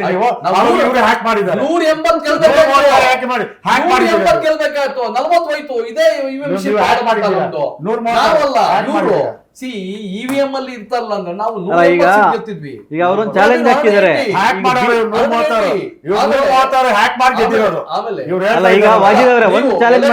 ಎಲೆಕ್ಷನ್ ಕಮಿಷನ್ ಇವತ್ತು ನೀವ್ ಹೇಳ್ಬಿಡ್ಬೇಕು, ಯಾರೇ ಇರ್ಲಿ ತಾವು ಗಮನಿಸ್ತಾ ಇದ್ದೀರಾ, ಮೇಡಮ್ ಗಮನಿಸ್ತಾ ಇದ್ದಾರೆ, ಇಡೀ ದೇಶದಲ್ಲಿ ಫೇರ್ ಆಗಿಲ್ಲ ಸುಪ್ರೀಂ ಕೋರ್ಟ್ ಹೇಳಿದೆ, ನಾನಲ್ಲ, ಸುಪ್ರೀಂ ಕೋರ್ಟ್ ಇಸ್ ಟೋಲ್ಡ್. ನೀವು 5 ಗಂಟೆಗೆ ಒಂದು ಇದು ಮಾಹಿತಿ ಕೊಡ್ತೀರಾ, 6 ಗಂಟೆಗೆ ಒಂದು ಮಾಹಿತಿ ಕೊಡ್ತೀರಾ. What is non sense? ಇವತ್ತು ಕ್ವಿಕ್ ಅಂತ ಬರ್ಬೇಕು. ಇವತ್ತು ಏನು ಟಕ್ ಅಂತ GPay ಮಾಡ್ರೆ 1 ಸೆಕೆಂಡ್ ನಿಮ್ಗೆ ಮೆಸೇಜ್ ಬರುತ್ತೆ. ಕಂಪ್ಲೇಂಟ್ ಮಾಡಿ ಕೇಸ್ ಹಾಕಿ, ತಗೊಂತಾ ಇಲ್ವಲ್ಲ, ತಪ್ಪಾಗಿದೆ case hockey. It is body listened by the so called central government. ಆಯ್ತಾ, ಅಲ್ಲಿ ಎಲೆಕ್ಷನ್ ಕಮಿಷನ್ ಅಲ್ಲಿ ಸದಸ್ಯರು ಯಾರು ಬರ್ಬೇಕಂತ ಅದನ್ನು ಬದಲಾವಣೆ ಮಾಡ್ಬಿಟ್ರಲ್ಲ, ಟಕ್ ಅಂತ ಮಾಡ್ಬಿಟ್ರು ಇವ್ರೆ. ಸೊ ಎಲೆಕ್ಷನ್ ಕಮಿಷನ್ ಚೂಸ್ ಮಾಡುವಾಗ ಒಂದು 3 ಕಮಿಟಿ ಇತ್ತು, ಒಂದು ಜಡ್ಜು, ಒಂದು ನಾವೀಗ ವಿಷಯಾಂತರ ಬೇಡ ನಾಟ್ ಫೇರ್ ಇವ್ರು ಹೇಳಿದ್ರಲ್ಲ, ಅದಕ್ಕೆ ಕಂಪ್ಲೇಂಟ್ ಕೊಡ್ರಿ ಅಂತ. ಕಂಪ್ಲೇಂಟ್ ತಗೊಂತಾ ಇಲ್ಲ. ಉಪಯೋಗ 100% ಉಪಯೋಗ ಆಗುತ್ತೆ. ಮೇಡಮ್ ಹೇಳ್ದಂಗೆ ನನ್ನ ಮತ ನಿಜವಾಗ್ಲೂ ಒಂದು ಪಕ್ಷಕ್ಕೆ ಹೋಗಿದ್ರೆ ಅದಕ್ಕೆ ಹೋಗ್ತದಂತ ಗ್ಯಾರಂಟಿ ಇದೆ. Yes, no doubt. ಸ್ವಲ್ಪ ಲಾಜಿಸ್ಟಿಕ್ ಟೈಮ್ ತಗೊಳುತ್ತೆ, ಸ್ವಲ್ಪ ಸಮಯ ತಗೊಳುತ್ತೆ, ಆರಾಮ್ಸೆ ಮತ ಎಣಿಕೆ ಆಗ್ತದೆ. ಹಿಂದೆ ಆಗಿದೆ, ಆಗಿಲ್ಲ ಅಂತ ಇಲ್ಲ, ಹಿಂದೆ ಆಗಿ ಪ್ರೂವ್ ಆಗಿರ್ತಕ್ಕಂಥ ವಾಪಸ್ ಬರ್ತಾ ಇದೆ. ವೆಲ್ಕಮ್ ಮಾಡ್ತೀವಿ. ಇದರಲ್ಲಿ ಒಳ್ಳೆ ರಿಸಲ್ಟ್ ಇಡೀ ದೇಶಕ್ಕೆ ಒಂದು ಸಂದೇಶ ಹೋಗುತ್ತೆ. ಕರೆಕ್ಟ್. ಬ್ಯಾಲೆಟ್ ಅಲ್ಲಿ 5 ಪಾಲಿಕೆಯನ್ನು ಬಿಜೆಪಿ ಗೆಲ್ಲುತ್ತೆ, 5 ಪಾಲಿಕೆ ಕಾಂಗ್ರೆಸ್ ಗೆಲ್ತದೆ. ನೋಡುವ. ಈಗ ಚುನಾವಣೆಯ ಒಂದು ವಿಸ್ತೃತವಾದಂತಹ ಒಂದು ಸಿದ್ಧತೆ ಮಧ್ಯೆ ಇವತ್ತು GBA 5 ಪಾಲಿಕೆಗಳ ಚುನಾವಣೆಗೆ ಏನು ಸಿದ್ಧತೆ ನಡೆದಿದೆ, ಅದು ಸಾಧ್ಯ ಆಗುತ್ತಾ, ಮತ್ತು ಪಾಲಿಕೆಗಳನ್ನು ವಿಭಜನೆ ಮಾಡಿದ್ರಿಂದ ಸಂಪನ್ಮೂಲ ಕೊರತೆಗಳನ್ನು ಅನುಭವಿಸ್ತವೆ ಎನ್ನುವ ಅನೇಕ ವಿಷಯಗಳ ಬಗ್ಗೆ ನಾವು ಇವತ್ತು ನಮ್ಮ ಮೂವರು ಚುನಾವಣೆ ಆಗೋದು ರಾಜ್ಯ ಸರ್ಕಾರದ ಫೈನಲ್ ರಿಸರ್ವೇಶನ್ ಕಾನೂನುಬದ್ಧವಾಗಿ ನ್ಯಾಯಾಲಯದ ಪರವಾಗಿ ಆದ್ರೆ ಆಗುತ್ತೆ. ಕಂಟೆಂಪ್ಟ್ ಆದ್ರೆ ರಿಸರ್ವೇಶನ್ ಗೈಡ್ ಲೈನ್ಸ್ ಮೊದಲೇ ಮೊದಲೇ ಆಗಿತ್ತು.